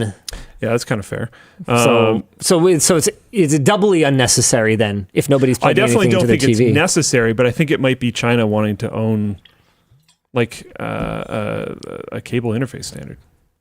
I mean, that's fair enough, but they need buy-in from the entire world. All the other devices. Essentially. Yeah. Because if all of a sudden, you're Onkyo or Denon or whatever, and your AVR receiver, I know that's an ATM machine thing, but I'm just going to say that. So your AVR receiver, it has to have like a different version with like a modular like IO thing for the China market. You're just like, oh my God. No. I don't think it's the China market though. So you think they're just going to try and like push this world? How though? It might have to be a mix of connectors. I mean, right now we have DisplayPort and HDMI. Not on an AVR. No, I'm saying on the TV. Oh, not on a TV? Almost. Other than commercial displays, I can't think of a single HDMI? TV that has DisplayPort in it. In fact, I can't even think of a single TV off the top of my head that has like a USB-C that supports like DisplayPort alt mode. Like, It's just not a thing. There's a lot that have standard USB, but not for display. Just HDMI for is other things. Universal in AV. I don't think that means it can never be taken over, especially when you have TCL coming in swinging like they are. I think they could use TCL to force this out. And I suspect that might actually be the strategy. I think that would just literally destroy TCL's sales. I don't necessarily think so. Like if they eat the cost of like the dongle breakouts and they make it like HDMI signal compatible or something, but they'd have to work with the HDMI forum or consortium or whatever they're called. Is it a forum? I think it's a forum. They'd have to work with whatever the HDMI forum. Forum rings a bell. On that, unless they like just reverse engineered it or like, it just doesn't seem plausible right now. But I could be wrong. I mean, I thought DVI was great and didn't need to go anywhere, and that went away. I liked DVI as well. I liked chunky connectors. We'll that see as well. Work. Like they announced the standard. That doesn't mean it's anywhere near ready for market. Yeah. So it could be quite a while till we see what happens. G. Kun says you could power peripherals from the TV. Yeah, you could, but you could already do that because your TV's plugged into the wall. And you're not going to be powering... Actually, yeah, you could power a pretty decent power TV. But like, here's the thing. Why? Because now you have to put like an overspec power supply inside whatever device that's going to be powering the TV. Why do you want to do that? You're just taking a cost that could be in the TV and that would be right-sized for the TV, and then you have to like overspec it because you have no idea what kind of TV someone's going to plug into it, into the AV receiver. Why are we doing this? That I think makes sense for computers. Like you're saying, being able to power your monitor or whatever would be pretty sweet. Yeah, but like, do you want to have to buy an AV receiver that has a 2,000 watt power supply just in case it has to power a PlayStation 6 and an Xbox series, whatever they call it, and your TV. Like, no, especially when like the cable management system of home theater setups is like the most solved one that exists. Yeah. I just don't really see the point.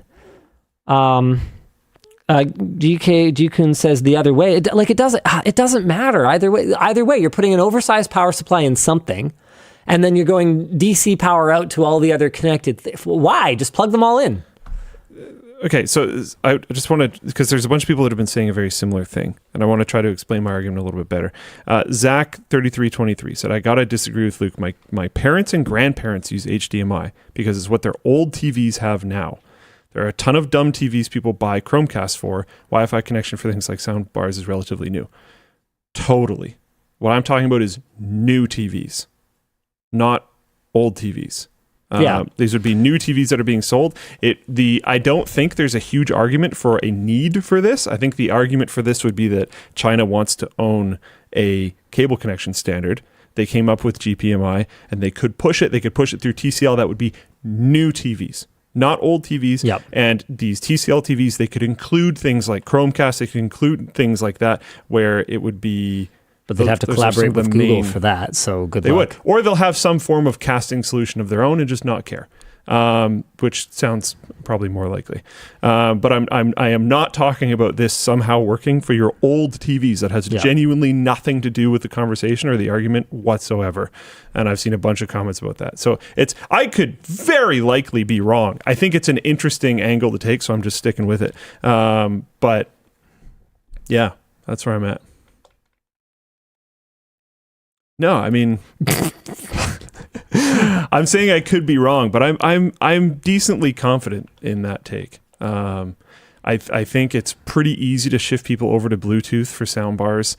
I think the people with consoles are overestimating how many of them there are and the ability to have an adapter, or they're underestimating the ability to have an adapter. And I really think the techie audience that we have is underestimating the amount of people that just buy a TV and just use the TV as is. In what looks like an April Fool's joke, Kawasaki, of all companies, has unveiled the Corleo, a rideable robot horse that the Japanese moto maker says is actually coming sometime after 2050. Is that a typo? Is that date right? Anyway, do you want to watch this? Yeah, sure. It's only about a minute long, and realistically, I don't think... clips of it. I haven't seen it yet. Realistically, I don't think Kawasaki's going to copyright strike us here. So they might. I mean, we've seen dumber stuff. Japanese brand. What?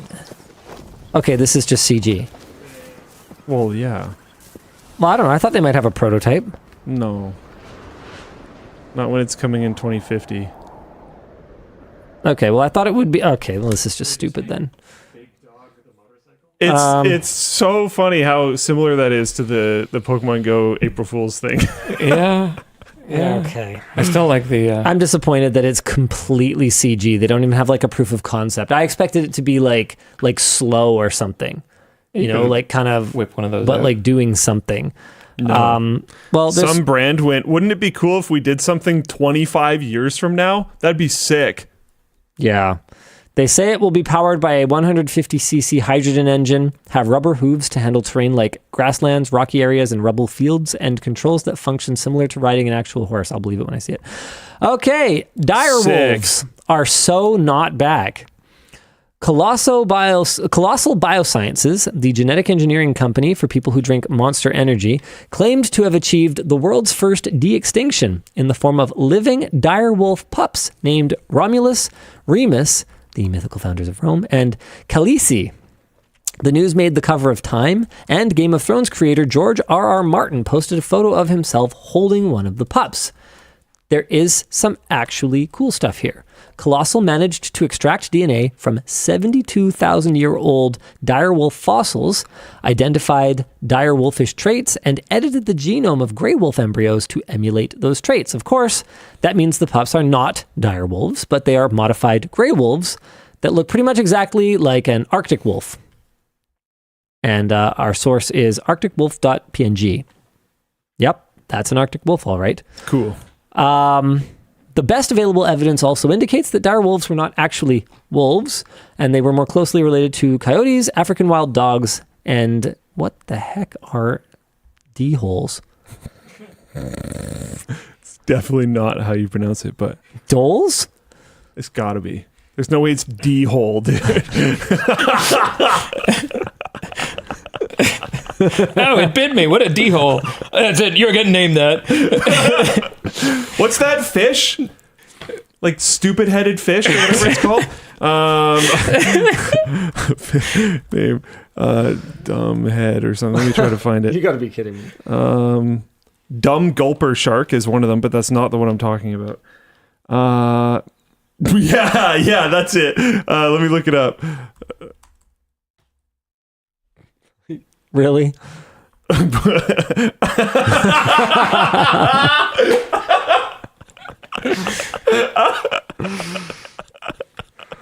no. What a name, dude. Oh, that sucks. Okay, so let's talk about the but why though. Colossal says that their work can restore niches in the ecosystem that vanished when animals went extinct.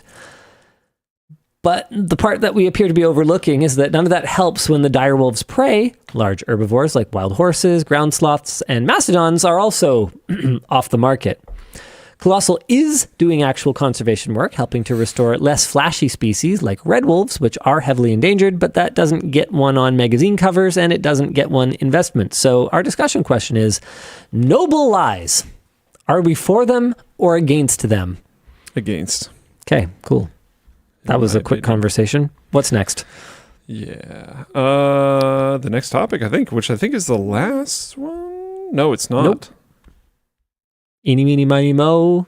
XT. Let's do the XT. All right, let's do the XT. Turns out the XT was inside of all of us all along. Okay, that was not supposed to be quite so sensual, but do go on. It was. BIOS modding the 9070. Members of the PC Games hardware forums were successful at flashing a 9070 with the BIOS of its superior XT sibling, allowing the lesser GPU to run at much higher clock speeds and much higher voltage. We're back, baby! We used to do this kind of stuff back in the day. Modders were able to get 15 to 20% higher scores in 3D Mark over the stock 9070 with the unlocked BIOS. Naturally, this modification has its limitations. For example, it can't make up for the missing GPU cores, and it also prevents the card from idling properly, and apparently there are some crashes. It says crashes aplenty. I've read that some users are not running into crashes, and other users are, personally. That's what I've read. Usually makes sense when you're unlocking any kind of anything on a GPU. Yeah, because it's going to depend on your card. Yep. So the crashes aplenty here is probably that's happening to a lot of users, but there is still a chance that you could get lucky and have a good card.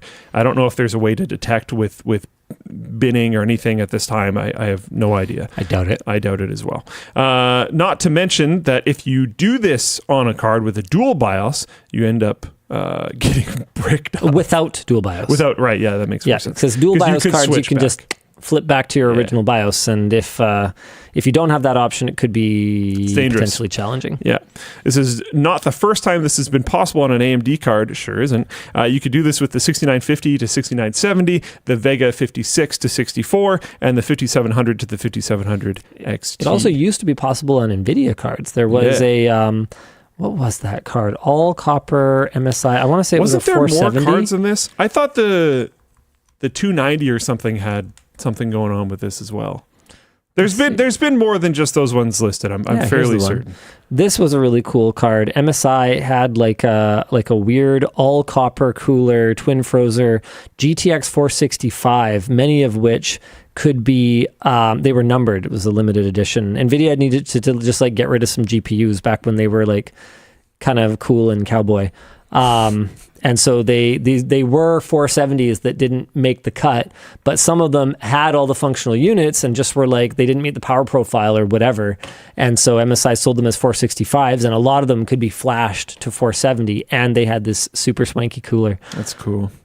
It looks sick. Yeah, bring back cards that look like that. Mm-hmm. Our discussion question is, would you recommend this? My answer is honestly probably no. If you have a dual BIOS and you want to have some fun. Nothing to lose. Yeah. Yeah, go for it. Without it. Yeah. little sketch. Unless you're willing to just like write the card off, basically, I wouldn't. We need your help on a video. Source one is for this is the need for more positivity in my life. We're a little sick of the doom and gloom. We're not saying the doom and gloom isn't warranted. We're just saying we're sick of it. And we want to make a video highlighting some of your positive moves. Oh.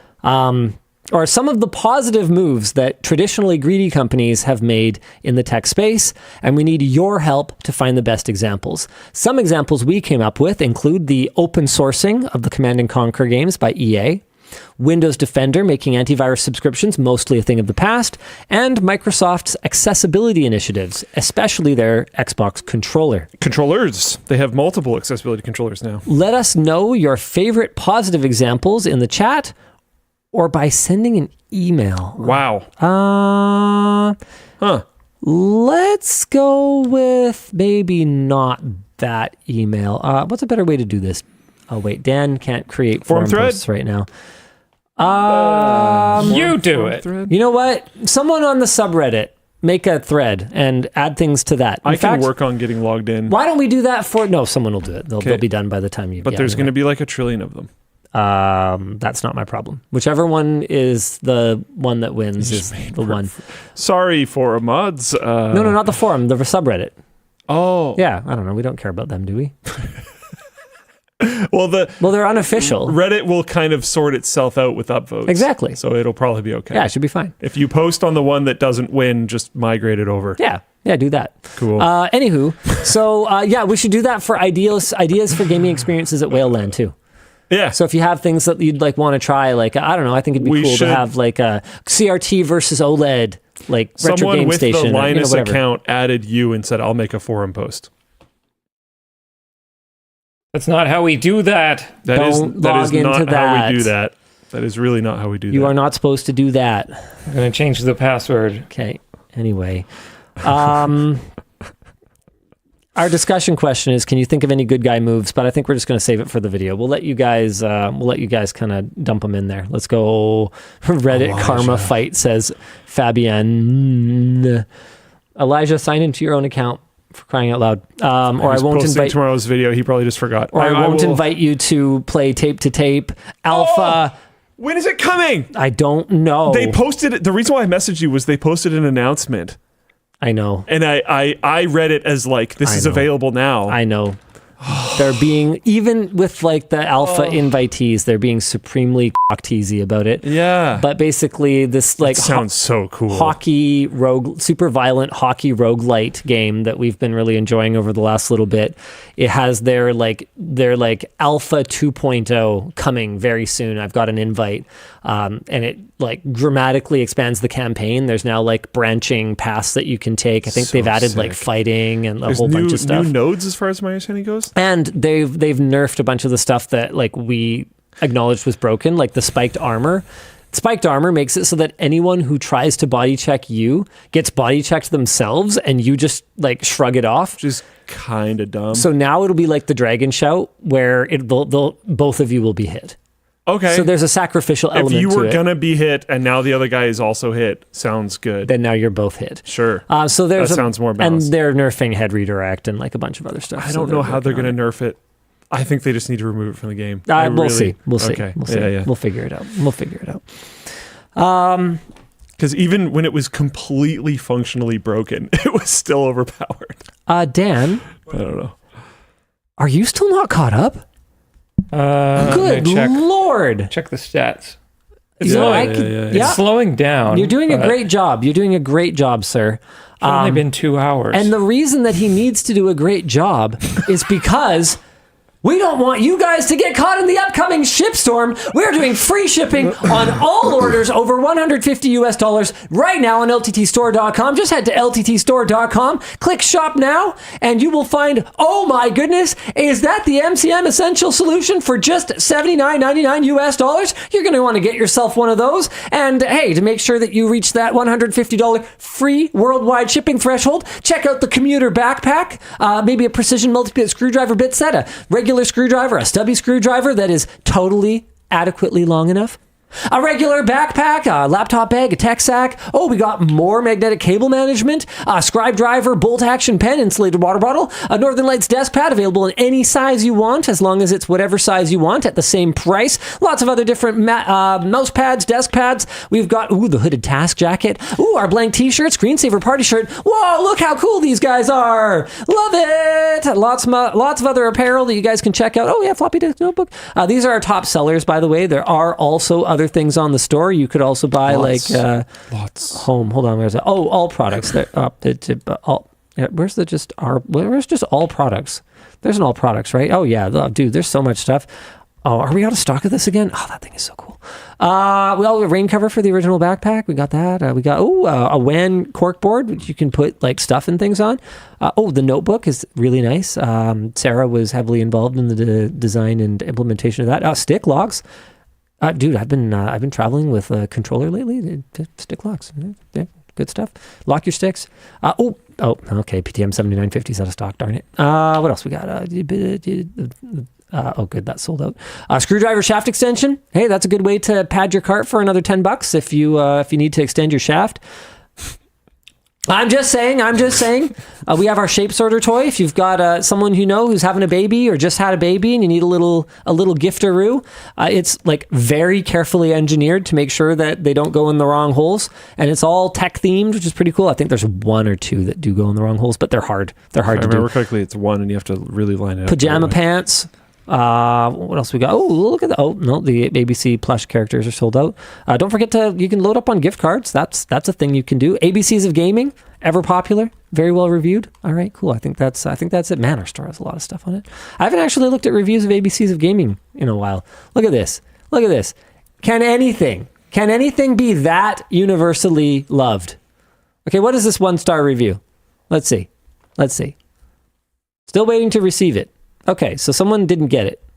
That's the only thing that you could not love about the ABCs of Gaming board book.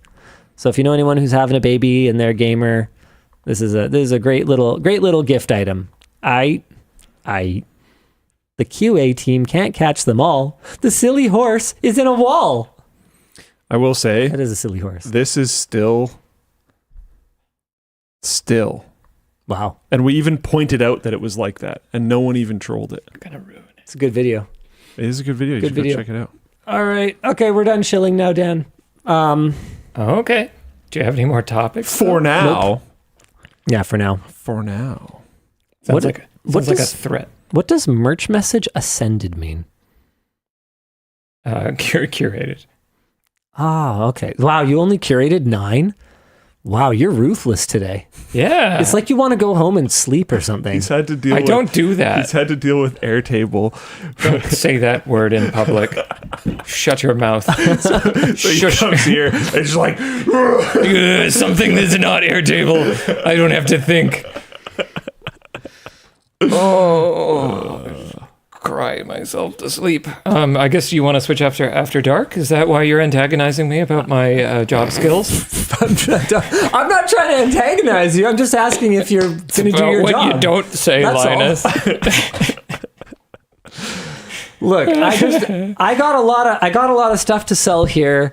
Have I mentioned, by the way, on LTTStore.com, we're doing the Shipstorm sale event. You can get this great hoodie that's probably not going to be able to be manufactured domestically ever again. Dude, impossible. That would be like, oh my God. It would be like a $500+ hoodie. Easy. Like, easy. And people were already like outraged that we would have the audacity to sell a $150 hoodie. It's like, you do realize the entire thing is embroidered, right? That is not a print. That is flipping expensive. Internal too. Yeah, it goes all the way through. It's not like reversible or anything like that. I don't want to misrepresent it. It's meant to be viewed from the outside, but yes, it goes all the way through. Like your skin. Okay, thank you, Dan. Let's put him away. Okay, what do you got for us? Too much exposure. I've been outside twice this week. Now. It's not good for me. Linus, you make such a big deal about finding stuff from the office at the tech makeovers. Is that just for the lols, or are you legitimately calling out your people? He's livid. Why not both? He's livid. I definitely, there are definitely cases where people really aren't supposed to have stuff, and I really do find stuff that they're really not supposed to have, and they really do need to bring it back. But in general, I don't think that I am a particularly draconian Nazi-like company owner. And if the occasional cable that, especially because a lot of the time it's with people who kind of need to have stuff at their house to like do stuff off hours or, you know, whatever else, like if that they brought home for a work from home station and they just like kind of forgot about it. I'm not the kind of person that's going to be like, well, that's a citation, you know, like we can have a friendly conversation about how, oh, actually we updated that policy and you actually aren't really allowed to do that anymore. And that's fine. And in the case of, I think Bridget actually probably broke the record for the most things. That makes sense though. I mean, because she seems like such a thefty person, or no, it's her job. Because she's the head of fashion, and so as part of her job, she actually brings home for feedback and wear testing and long-term evaluation a lot of CW product. You want her to do. And I even told her this. I don't think it made it to on camera, but honestly, I would have been more disappointed in her if she and her husband didn't wear our merchandise. Like, I don't think you should force all the executives at Ford to drive Fords. Ideally, you should be proud of what you made. But you'd be pretty damn excited if they chose to drive Fords. Was that a specific reference? Because the CEO doesn't drive a Ford? I don't know. No. Yeah, he doesn't. Yeah, that makes sense. He drives some Chinese-made car. I don't remember which one. Yeah. So, like, that's the thing is, like, if our products should be good enough that everyone from our CEO to literally the person who just started their first day should be proud and comfortable to wear them. And anything other than that is not good enough. So yeah, no, I told her I would have been much more upset if she hadn't taken anything. She has one of the Lux backpack prototypes in a different color. And she was like, I can justify this. I can justify this. You took one, Yvonne took one, and I took one for long-term testing. I'm not done testing it. She's a hoot, Bridget. Long-form Apple leather test or whatever. Yeah. Nice. All right. What else you got for me, Dan? Why can't the free shipping be rounded or just let me round up? Everything is X99, so I ended up 4 cents short. So I dropped one order, then picked another, and then I was 10.04 short. Whatever. I'll explain it. Capitalism! I'll explain it. Current year. The art of the deal! Because I really need to not lose money egregiously on every transaction. God, you really are a bad person. I know. I have to pay people like Bridget. I have to pay. We can blame Bridget because she keeps stealing all of your stuff, just eating into your bottom line. It's true. Yeah. Do you have any idea how much a sample costs compared to like the mass production? It's Oh insane. my God. Dude, Not a joke. Because so much of my wardrobe is early samples. Like the cargo pants I'm wearing right now. Check this out. Hold on. Here. Yeah. Okay. Watch this. The water bottle is in the way. Okay. So we got balls. LTTStore.com. Okay, so I got my phone in here. Okay, so normally, right, I should be able to pull my phone out like this, right? Okay, but watch this. See my phone? Yeah. This one doesn't have the pocket bag sewn properly. That's the kind of stuff that we travel. That's the kind of stuff that we catch on pre-production stuff, and because I wear test it myself. I have the pleasure of making sure it doesn't make it to the finished product for you, and B, have the displeasure of, because I don't like wasting and throwing things away, continuing to have to deal with part forever. of the whole joke is the biggest stealer of company property is Linus. Oh, it's not even close. Yeah. It's not even close. That's part of the whole thing is that it's yeah. I think I've caught a few moments when watching those, when I see an actual amount of like, what the heck? Yeah. But usually you're just playing around. It happens. That's why I said it's a little bit of both. Yeah. But so these cargo pants, so like it's so funny because I dress like just it's not theft if he owns the company. Actually it is. Actually it is. Oh yeah. I dress like a just rando gamer bro for the most part. I wear t-shirts, hoodies, you know, like I this is me. This is me. This is how I dress regardless of whether I worked here. But in terms of how much my wardrobe actually cost, absurd. It's like, yeah. I could be buying all the designer labels because most of my Throw stuff samples. is like one-offs, essentially. You're wearing a $10,000 pair of pants. They're not even like sewn properly. Not that much, but hundreds of dollars. A lot. Yeah. And if you have the pants and the socks and I don't know, maybe some footwear someday. This is why you walk into Tiffany in clothes you made yourself, right? all of my clothes are bespoke, you know? Oh, right? Man. Yeah. So Man's a baller. It's hilarious though, because I literally can be standing next to someone who's wearing the exact same clothing as me, but mine costs 5 to 10 times as much. And might be worse. Which if you think about it, is kind of the whole thing, right? Like people will buy that stupid plain white t-shirt for $300 or whatever just so that they can know they did. So I'm like the stealthiest like high-end clothing wearer of all time. You're a fashion bro. Apparently. A streetwear icon, one could say. No one would say that. It's a very good way, that's a life hack if you want custom clothes. Just get samples. Oh, God. Just commit a little fraud. Yeah, I don't even know if it think it's counts as fraud. It's I just don't think so. using the system. Yeah, no, you could tell a factory that you have like an intent. They won't really do a ton of like real work for you if you don't prove that you are like actually capable of ordering mass production stuff, but they might make you one of something. You never know. You could repeat the grift at multiple factories. I'm not saying to do that. I don't advocate for wasting people's time, but conceivably, yeah, you could get something made one-off. You can also just get stuff made one-off overseas pretty easily as long as you don't live in the US and it's going to get tariffed. Like Yvonne had her wedding dress made one-off. Yeah, that's cool. She ended up having to get a second one because the first one was a disaster.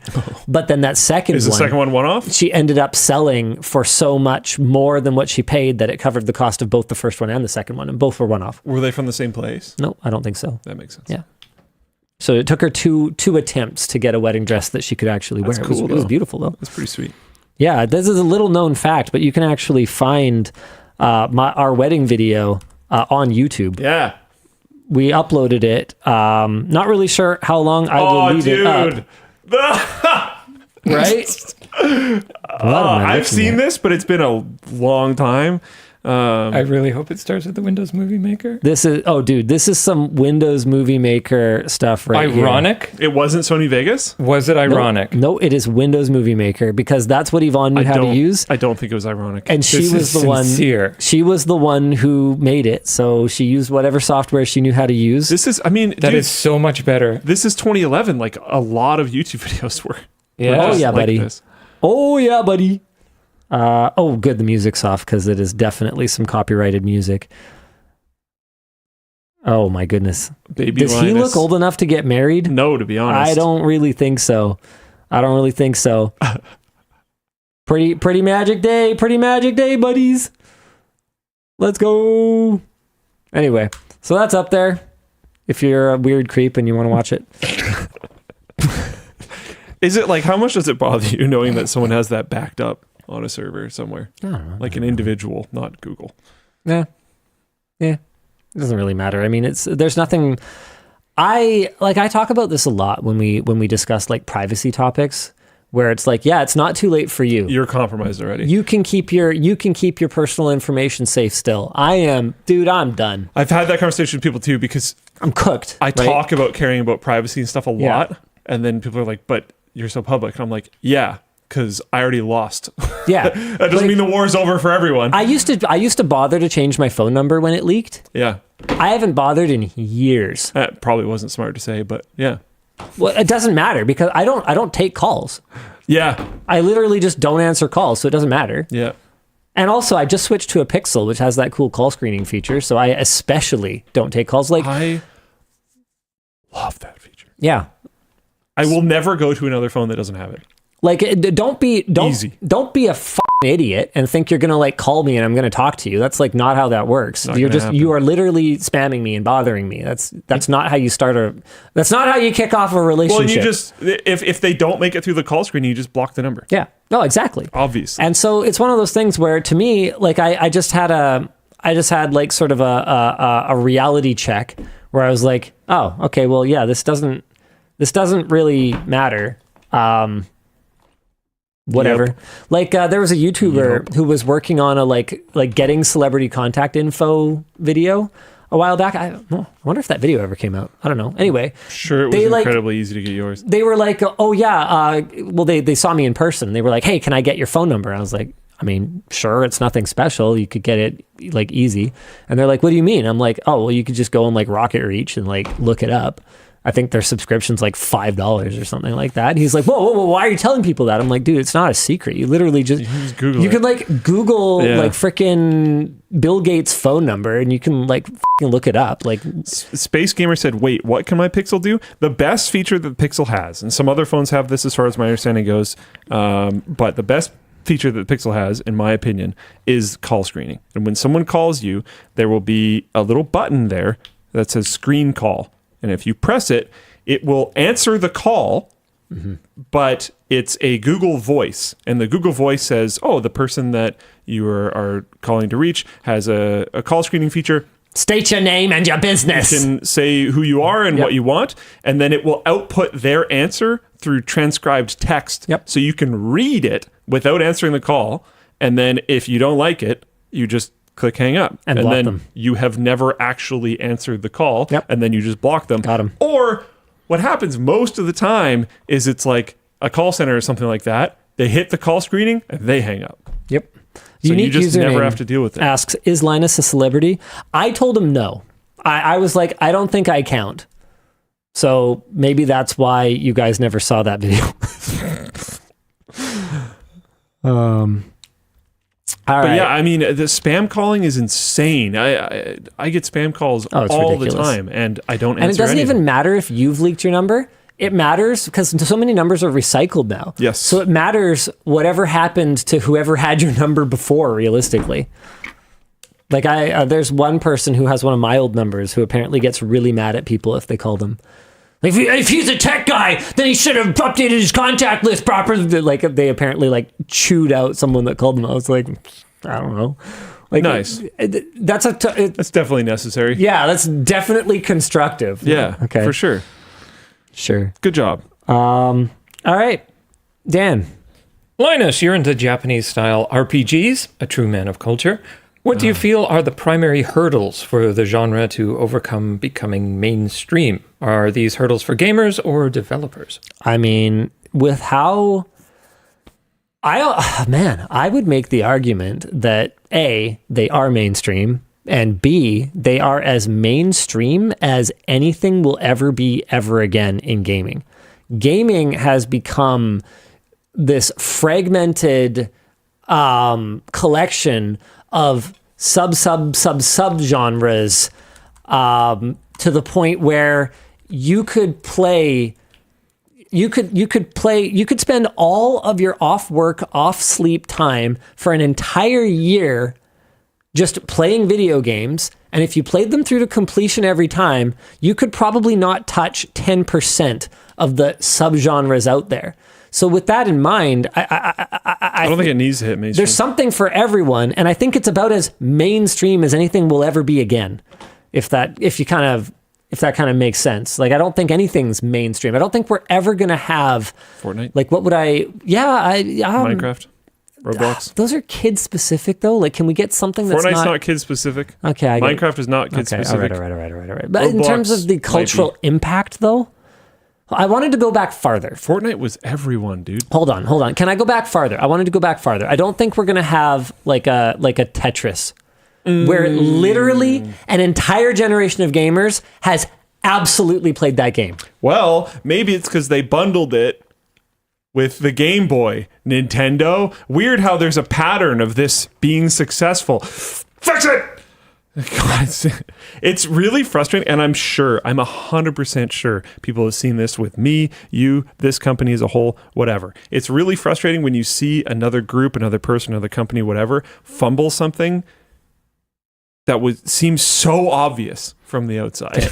Hold on. Ninja Man Away says, excuse the fuck out of you. Minecraft is not kid specific. Sorry, I misphrased that. What I meant was that it was generationally not far enough back that literally like everyone in that entire cohort played it. There were lots of people that would have considered themselves, not going to play Minecraft and just would have never touched it. I never got into it until my kids got me into it. And I didn't even really get into it, but like I could like know how to do it. I don't now. think you can do Tetris again because there are too many games. That is exactly the point I was trying to make, and Minecraft wouldn't have made that point for me. Fortnite wouldn't have made that point for me. It's the same thing with music, in my opinion. I don't think you can be the Beatles again. I don't think that could happen. Yeah, I don't think so either. I don't think anyone can have the cultural impact of Elvis Presley again. Yeah, 100%. Yeah. Since Nvidia no longer supports Game Stream on the Shield, is there a good alternative to stream from a PC to a TV in another room without running additional cables besides existing network cable? Moonlight, Steam Link. Steam Link. A lot of TVs will have apps for... Well, no, the TV will have an app. Oh, Yeah. What if you don't have a TV? Wasn't the question to do with TVs? What if there's a dumb TV? Or you have a projector? A laptop? Well, you could still Run a long You cable? could still run Steam Link on the Shield. That? Okay. It's a solvable problem. This is mainly for Luke, but have you guys heard about the 4K 77, 4K 80, and 4K 83 projects where they restored the original Star Wars theatrical releases, pre-special editions? They are a great watch. Why was this mainly for me? Well, yeah, I'm down. I love it. I'm excited. But this is... Dude, we have owed I have not heard of this. What is this? Luke. What's up? We still haven't done our Star Wars stream. What was it again? We promised to do it like 10 years ago. I think we were going to just like watch Star Wars and dunk on it. The prequels, right? Or was it all of it? I don't remember. I think it was all of it. I think we were supposed to watch all 9 movies with commentary. How do we do it? Oh, sorry. Sunshine is apparently a good alternative to Moonlight. Yeah, I heard about that. Yeah. Yeah. Okay. Okay. Dude, doing it with this. No, because the whole point of it was that we were going to dunk on it and like talk about all the stuff that's stupid about it. Yeah. But I don't think this like changes the plot or anything. It's just like a... It's not a fan edit. It's the real deal start to finish, warts and all. Not as pristine as Despecialized, but totally authentic. Oh, interesting. Where do you get it? Is it like you But just it's like have to the torrent original it somewhere? cut. So like Han shoots Greedo and stuff, right? I'm assuming. I would hope so. I think that's the point. Is it's like the original cut, but really nice. I could be wrong. That's what I got from it so far, though. So, sorry, where do you get them? Or is this just like a torrent thing, or is it like... I have no idea. Yeah, I don't know. The Reddit thread doesn't actually say anything There's about... a sample of the opening scene. Yeah, we're not going to be watching that on stream. Yeah. But you can find it. Originaltrilogy.com. Something. Should Disney do the right thing and release a 4K version? I thought that was part of their deal with Lucas, though, that they couldn't do it. Like, they would only ever release the garbage versions, and then they would... I guess part of the deal was also to make the new stuff more garbage than before. I will do my best to keep the page up to date. Here's a forum thing. Yeah, I don't know, man. I have no idea, like, where to get this stuff. All right. Well, anyway. So is watching the no DNR version of 4K 77 just like watching the film in theaters in 1977? Not 100% no, but pretty close is their answer. That's pretty cool. That is pretty cool. But yeah, I mean, I'm down. I'm down. What do we do? Do we just put like a timestamp on screen and then they can't see or hear the movie? Yeah, I think you'd have to like, and we'd have to just talk over it and so not they pause watch it. along, yeah. So you would just like, it would be like a watch along. Yeah. Yeah. That's very like Mystery Science Theater 3000, but except you don't actually see the movie. So you have to, yeah, that could be sweet. We could even just like have like a, cool. we could even have just like a, and how would we do this? So we could make it so that it's like kind of intended for you to watch on PC, and we like leave a little spot in the corner in our framing where you can kind of like put the movie, or maybe to put us. or something. I think don't know. We'd have to. Yeah. Well, So I don't think there's going to be a lot of us to like see. yeah. Maybe we won't have to do anything like that. Yeah. Watch party. Let's go. Yeah. Okay. Hi, WAN Shaw. Maybe a weird question, but why does my package Oh boy. go to the US first and then to Germany, where it gets transferred to another company to reach South America? What a great question. So it goes to the US first because we use a shipping consolidator called Wismo. Because if we actually ship using Canadian couriers from a Canadian address, literally anywhere, it costs way more for, in many cases, not even a better experience.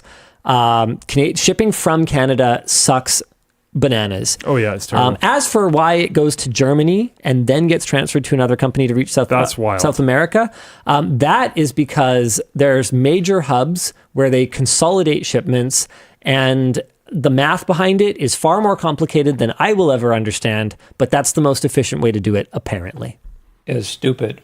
Yeah. Doesn't make a lot of sense. It seems awfully ridiculous, but that is not uncommon. It also does make sense.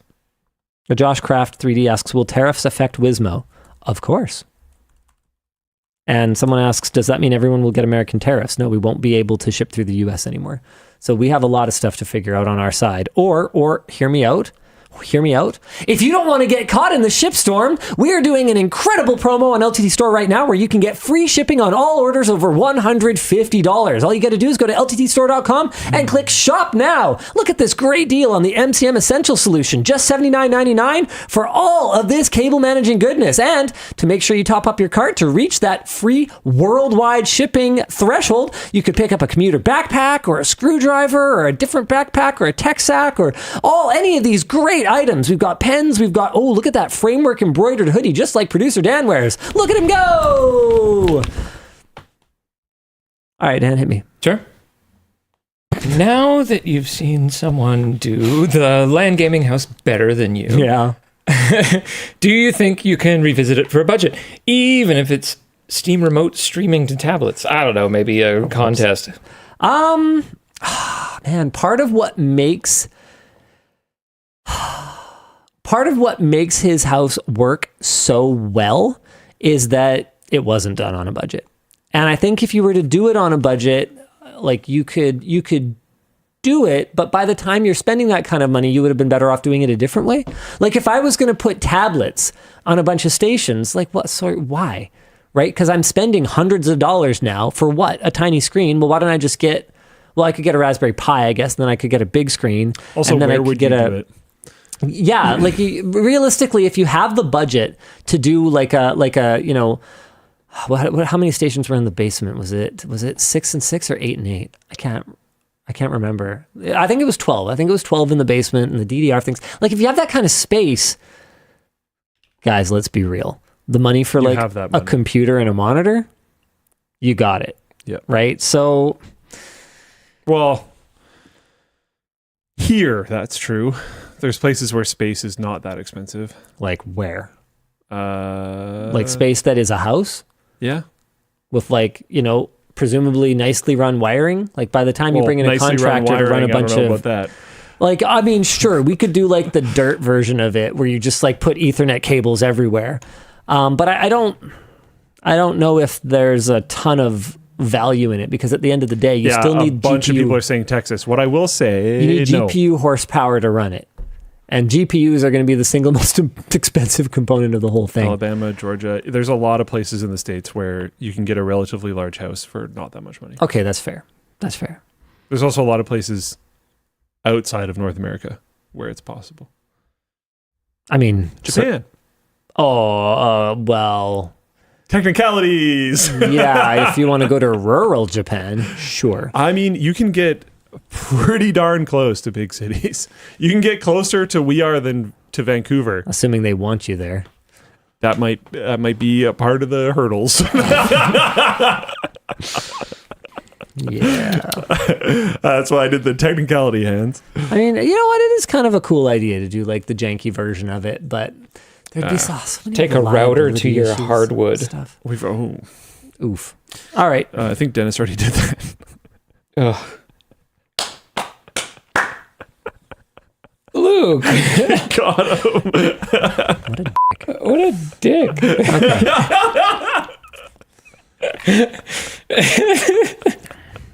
I'm just going to let you two sit with that. No, I won't. I buy TVs with composite still for old consoles, but the resolution and technical issues make it flaky.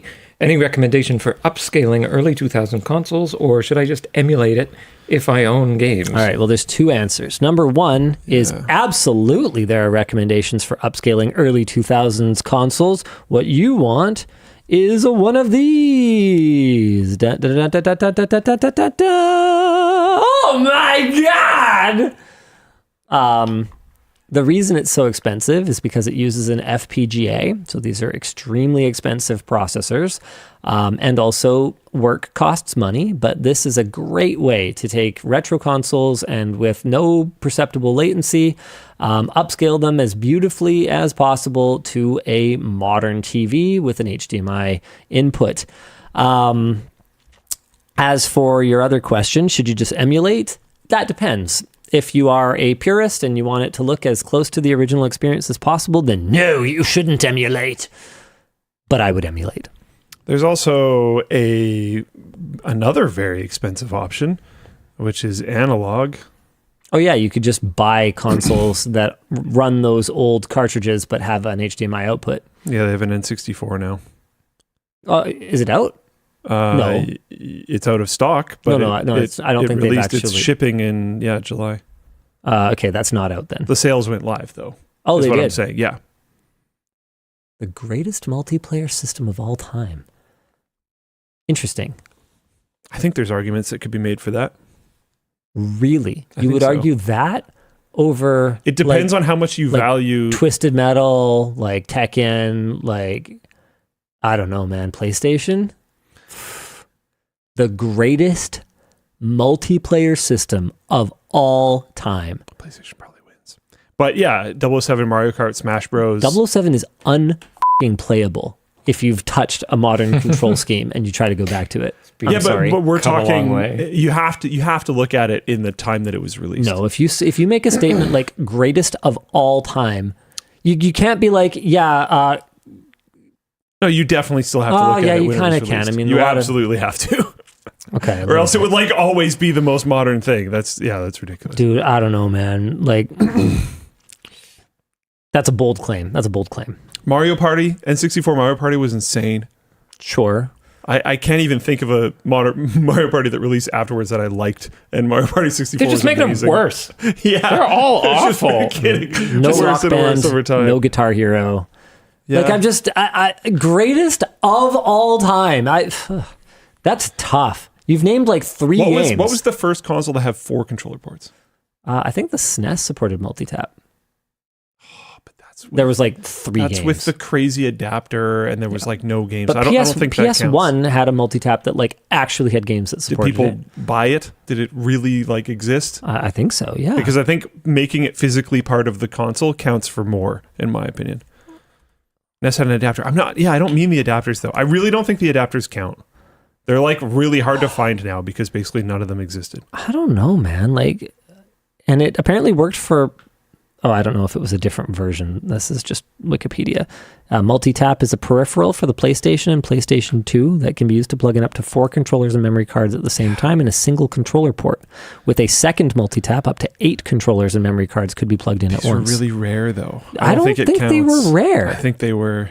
I mean, my friend had one. Like, I don't know. Yeah. We played Poi Poi. Nice. We could play Poi Poi with up to... Here, check this out. This game's actually, like, legit. It's kind of like, did you ever remember N64 that? was first out of the box. And someone in Floatplane chat said that. I think that is true. I'm not 100% certain. And I think that's why they're giving it this title, is it's the first one with 4 out of the box. And I think that's a pretty big deal. But like PS1 supported 8, so I guess yeah, but people didn't have the multi-tap. Check this out. Remember that game Bomb Squad that we played on Android at my place? This is like Bomb Squad, but like where every item is like 6 polygons. So yeah, you could pick each other up and throw each other. There's bombs. There's you can like pick up logs and huck them at each other. It's pretty fun, actually. Looks more entertaining than most phone games. Yep. Got him. Poi poi, let's go. 10 seconds. I found one on shopgoodwill.com for a multi-tap. People really, maybe I'm just doing a terrible job of explaining my stances today, but people really don't get it. I'm not talking about now. How's It's it like feel to be me? Deeply not the point, like at all. What I'm talking about is he had a friend that had it when he was growing up. I had no one that I knew that had a PlayStation had one. I bet you most people that owned PlayStations back then didn't even know they existed. That's my point. Anyways, it's fine. I didn't say I don't know. I didn't say I know. that. I'm doing it for you. I'm feeding on his salt today. Someone a techie in Floatplane chat said I didn't know they existed. Like, come on. Come on! All right. Hit us, Dan. Hello, Linus-led development. Moving to a new place, and I'm treating myself to this MCM bundle, Nice. which you can get for half off on LTTStore.com and save the shipping if you buy over $150. Let's go! Question for Luke. I tend to have my hobbies tied around my line of work, CS plus AI. Do you face this issue? Yes. Yeah. I don't mind it that much. I was told my whole life growing up that don't do what you love because you blah, blah, blah, you won't be able to enjoy it anymore. And no. I mean, I think you did find that to a degree with game streaming. You got pretty demotivated about game streaming after a while. It didn't make you not enjoy gaming, though. It didn't at all. And Okay. I mostly got demotivated Okay. because the environment that I was in was not conducive to it, so I was weighing on other people. Got it. Like, if I game stream right now, I am annoying someone. You'll be annoying me because you're supposed to be working on WAN show. No, I'm gonna open up a browser game. No, RuneScape. yeah. So it's like there have been many times where I would like to stream what I'm playing right now, and it's just like, Yeah. it's just gonna annoy someone. I don't want to bother. But I do want to return to it eventually. It probably won't be anytime soon, so don't get excited. But Maybe I should just get set up so that I could stream in the basement because I almost never game upstairs anymore. Because like my kids are usually down in the basement and stuff. So I just get a webcam. Because like I have my nice streaming setup and it's like great for calls, and like I have that Rode mic that's like this long. You've seen my desk. But honestly, it's not the most comfortable for gaming. And if I have anyone in person with me, it's not that great. You know what I really need to do is I need to set it up so that I can like multiplayer game in my theater. There's no reason not to. can't you? Well, yeah, no, I totally can. Well, I don't have a headset in there, and like I don't it's not. I don't have a computer in there right now. Dude, playing Anno on didn't we talk about it? I think we've talked about this before. I have never played Anno on it. Playing Anno on there would be so sick. I have Like, actually be so like sick. when we're doing our tape to tape runs. Why am I sitting at my desk? Honestly, yeah, I don't know. That's crazy. Yeah, kind of. Like, what am I doing? Yeah. So, I would prefer that he solves that before he tries to I think Linus's LAN house is fine. The fact that someone else has a cooler one. oh yeah, no, I wasn't. Is whatever. I wasn't upset in any way. I don't. Yeah. If I want to do like a 20 plus person LAN, we'll do it at Smash Champs. Yeah. Like that, I got a plan for that. We have options. But those types of things I think would be cool to solve. Making streaming less of a chore is a cool idea. And then, being able to play tape to tape or Anno or whatever from the theater room. I finally have a computer in there. What I wanted to do was I wanted to do something that was like almost entirely passive because I have that perforated drawer thing and then I have fans at the top, and I wanted to do like a whole thing where it was like convection cooled or something, and it hasn't been a priority on the video side, and I haven't gotten around to it personally. So I just haven't had a computer in there the whole time. And the idea was that I would share my computer across it, but then with the multiple monitors plugged in, and which one is your primary monitor and your secondary and your tertiary, and not in Windows, not being able to change those assignments, and like the whole thing, it's been kind of a pain in the butt. And Windows KVM was theoretically a perfect solution for it, but then I was having trouble with the USB extensions and blah, blah, blah, blah, blah, blah, blah, blah, blah. The long story short is I just need to put a stupid computer in there. And Falcon Northwest, we have a review coming of their Tiki. Oh, you're putting that in there? No. Oh. They sent over their Tiki, and what they wanted to send us was not actually the Tiki, but I said I want the Tiki because I think it's a really good match for the 5090, which is what they have in it, because it actually blows right through. Oh, it's sick. Which is pretty cool because it doesn't share any of that heat with the other components like we observed in our review of the RTX 5090, where it like heats up your CPU and RAM and stuff. But they were like, okay, we'll send you the Tiki because that's what you guys want. And like realistically, if we can like be the first system review on LTT in like 2 years, then I guess because it's a super cool system. So Jake's working on the review of that. But what we really wanted to send was the frag box. So we'll send you one, but like, can you just try it? And I was like, okay. So I don't know. I don't know when they need it back or whatever, but for now it's in my house. And speaking of stealing things from work, I had an idea. And I put it in the theater room. And our next tape to tape run, I'm going to be, you can come over, you can sit in the theater room with me, but I'm going to be in the theater room. Sweet. There's no way around it. I had an idea. You might like it. It's very Linus beneficial. It doesn't do literally anything for me, but I think you'll like it. I think it's a decent idea. Yes. You know that, I'm going to be kind of vague, but I think you'll get it. You know that thing that we're speccing? You called me about it. You're like, I don't know about these specs. They're a little much. When's the last time you called me? Is it like a gaming plane? No. That's funny though. But we talked about it in text. No, I'm trying to think of the phone call. I'm trying to be vague. In the other building. Gaming jet. No. Again, we talked about that in text. Okay. You called me about it this week. Like, okay. A jet for gaming. I mean, I can just say it. I don't know if I need to. I don't know. I have no idea what you're talking about. So we're thinking about making a home theater set. Oh God, don't talk about that. No, I'm kidding. Yes, we are working on one of the like original lab things that we were supposed to have, which is a light controlled environment that we could also use for not only just testing displays like in general, because it's light controlled, but also we could use for like setting up big TVs and projectors so that we're not always using my theater room at home for testing stuff. This has noticeable negatives. I just want to be very clear. But there is one really major positive. So I'm throwing it out there. All right. What if we just recreated your home theater room so that anything that you liked in there, you would know exactly what it was like. We could have that cubby. If something fit in there and you liked it, you could just take it home. No, the that's TV a would mount idea. perfectly. Everything would be exact. You could cheat in certain ways. Like I think this was James Stribe's idea, but you could make the wall behind the TV a fake wall and just have a mount there, so we could have more space back there and stuff. But other than that, things would sound mostly correct. That's hilarious. Things would look mostly correct. Things would fit mostly correct. Chat likes this? Oh, come on, you guys. Alfred's going to kill me because they don't have as much filming areas on the sides, which they wanted. Sorry. I'll think about it. Maybe you could just make it similar. It would be better if it was bigger, honestly. I wanted to make my theater room bigger because the seating is a little bit cramped. Like when we really like have it packed with people, I wish it was probably about one seat wider. Like I'm not saying, yes, my personal theater room is not big enough. Like I'm not, but I would have preferred. There is a mild amount of lack of prime seats. Yes. Yeah. And so if you're all like huddled around like playing an 8-player game together, it's there's a few people that don't have great seats. Yeah, what I would have wanted is to have a larger screen and like a 21:9 modular display. In the long term, I would have loved to use like modular panels to have a 21:9 display. That would have been my ideal. I want to temper people's expectations. Mawson said, nope, do it right.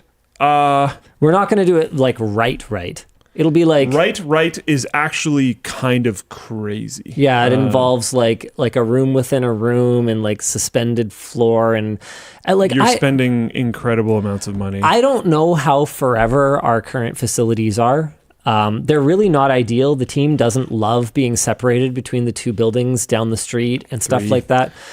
Yeah. We haven't found an alternative. Like we found a really nice building a while back, but when we surveyed the team, the attrition was unacceptable. We would have lost not only a huge portion of our team, but we would have lost key members that I think you guys would have been very disappointed in us for not doing everything we could to retain. And so asking for all these stars to align, something that is large enough to accommodate us, affordable enough that we can trade our current holdings for it, because I don't realistically want to put a ton more money into Lower Mainland real estate, and also is in approximately the same location, so we aren't fucking over people who literally picked up their lives and moved them and put down roots to be near Linus Media Group and affiliated companies. Like, it just hasn't happened. And it's going to be tough to happen. But if something were to come up, we would like to take that opportunity. I don't want to spend $250,000 on this room that we are literally going to bulldoze, because looking at the way it has to be constructed, it's not modular. It can't be like taken apart and reused. I want to be in a position where it's like, okay, everyone grab your go bag, let's go. Which it obviously wouldn't be quite like, but no. Yeah, I don't know. Oh, yeah, Dan's there. Doesn't know, knows a guy, and narcissist. I've noticed that the MCM goes on promo a lot. Does that mean it's not moving as fast as you'd hoped? I would hate to see it discontinued if it's a slow mover. MCM's great. It's just something that people love, and we do promos sometimes on things that people love. I mean, we promo the screwdriver. We sell anywhere from like 50 to 150 screwdrivers a day. It's a great business for us, and MCM is also a great business for us. We have new products coming. It's also it's a line of products, right? So yeah. if you buy in and you make your desk super nice, you might be inspired in the future to make your home theater room super nice, and or like, something like that. You know, inside baseball talk, you're going to buy this, you could get a good deal on this. Now you're in the ecosystem, right? Yeah. So if you want one more, power brick adapter, or you want a couple more of the little keyhole adapters for power strips and stuff like that, well, you're going to come back, you're going to pay full pop for them, unless you can be super patient and wait for a promo again. So one of those things where you got to get people to actually like try it. Yeah. We want you to try it, because when you try it, you're going to love it. Yeah. And then we got you. Yeah. Because it's a really great product, and the only way for someone to try to undercut it would be to just make no margin on it, because what makes it good is the cost of the materials. So you can't make a knockoff one without cheaping out on the magnets, and then your product will suck. So we have a pretty good functionality moat around it, where there's just really not much point in someone competing with it, because they're either going to have to spend a bunch of money on neodymium in order to match the functionality of it, or if they don't care about that, then they're going to be, or if they want like a crappier one, then they're going to be up against people just 3D printing their own and like hot gluing magnets into them, which is basically zero cost. So there's not really room to, well, I shouldn't say that, because I'm sure someone's going to be like, and I took that personally, and like try and compete with it or whatever, but it's very difficult to create a new value proposition for a product that is like this, but I don't know, like this. Last one I've got for you today. What's the best way to clean my old desk pad? Postscriptum, I already got a new one. I always put mine in the washing machine cold. Even though you're not supposed to. But you're not supposed to. But I've always had good luck with it. But what I think you're supposed to do is just use like a wetted cloth and wipe it or something like that. That is I believe that is what you're supposed to do. I've done that, and it doesn't work as well. So make of that what you will. And it's getting to be a thing for me, because I got a walking pad. Yeah. And I've been doing that walking at home, and I am already a sweaty boy. And then I walk on the walking pad at like 3.5 miles an hour for like a couple hours, and then I need to wash my desk pad. Nice. And when I do that, I put it in the washing machine. So it is what it is. We should do a walking WAN show. See if I can keep up. I'm sure you could. I'm doing it right now. Prove I'm not walking under here. I can't. It's impossible. What walking pad do you have? I don't remember. Cool. I did a bunch of research. I bought it. It's not actually something I like care about or am interested in, but I made sure that I got one that seemed good, and it seems good. My only problem is I'm a big boy, and it's kind of narrow. So I end up doing a bit of like almost like a catwalk. Oh, I see. I have to like cross my feet in a little bit. To get that hip sway. Yeah, which is not awesome. But I don't think there's much wider ones that don't end up getting like really bulky. And one of the nice things about the one that I have is when I fold it up, because it folds, which is nice, and I roll it away, it can fit under a chair that is in our little area. So it gets to like kind of get put away, which is nice. I just like this one because they referred to you as Big L. Like the big L you took before the show. You should have lost as well. We should have. Us both losing would have been completely fine. You winning. I makes think you no both should have sense. lost because you delayed title thumbnail even more to have your petty squabble outside about Luke's car parked illegally and offensive to. Yeah. I didn't even realize. Go ahead, it. Dan. Sure. My bad. Second last one I've got. Dear Big L, Big D, and Little L, listening from Osaka, Japan. Hey. As a wannabe business owner, what point did you realize your business was going to be viable long term? Gaming dirigible hot air balloon when? Okay, never for that second thing. And as for realizing the business was going to be viable long term, I mean, it depends what you mean by long term. Like, so few companies last 100 years. As for like, oh man, when we were did pretty we think... confident we were going to make it from the start because we were. You bought I the channel. wasn't. You bought the channel for $1. After that, Oh no, I wasn't at all. I was pretty No, I confident. talked a good game, but I was not sure. I mean, I was in. I was pretty confident anyways. I was in desperation survival mode. I knew more numbers than I was supposed to, and I was pretty confident. Probably until we paid off this building. I was probably in like frantic survival mode. Yeah, but I like that. Okay, but that's not viable long term. For me, it is. Oh, shit. Luke and I have the same stress disorder. Oh my God, is everything going to implode? Now I'm Everything is on finally fire. comfortable. I start to shut down, and like things suck, and I get depressed. I don't like hearing words back at me. Okay, well, anyway, We need therapy. yeah. I'm good. Yeah, me too. Yeah, I think when we paid off this building, I felt like it was going to be viable long term. Even then, we were still like so much at the mercy of YouTube back then. Yeah. And when I felt properly diversified enough that we could lose any individual business unit, like not just lose any one sponsor, but like lose any business unit and still limp along, was probably when we launched Backpack and Screwdriver. Because all of a sudden, the merch business could sustain the YouTube business even if like sponsorships dried up, or if AdSense went away, or if affiliate revenue went away. And in the same way, the YouTube business could continue to support the merch business if, you know, they had a couple of flops or they had a bad year or whatever else. Like, it felt with the left hand and the right hand helping each other balance out. I think was when I like really felt like, okay, yeah, like LMG, Floatplane, Creator Warehouse, Smash Champs, you know, BC Ltd, whatever the Holdco umbrella corporation is. Like, that's when I really felt like, okay, no, this is like a real org. Just like I felt like this is a real end of the WAN show. Wait, I was wrong though.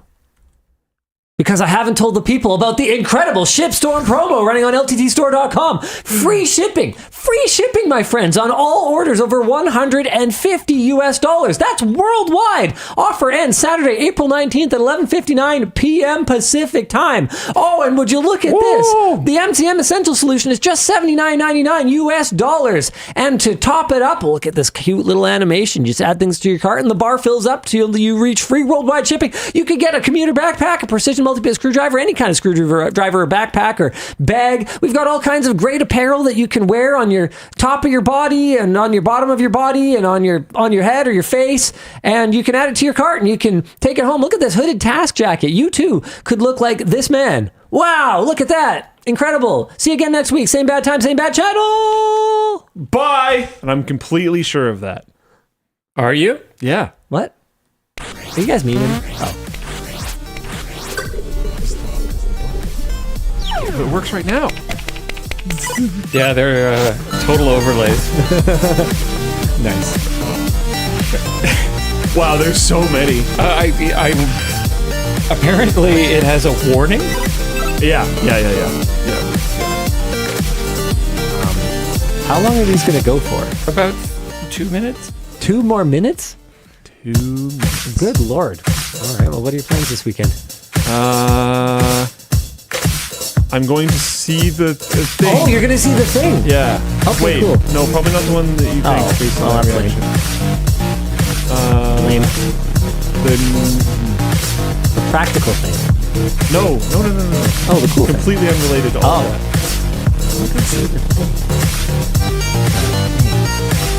The jet?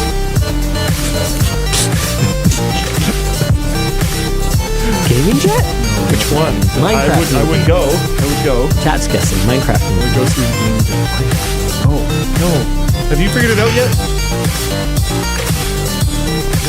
A relative. Yeah. Okay. Good. Yeah. Yeah, it was going to be my go.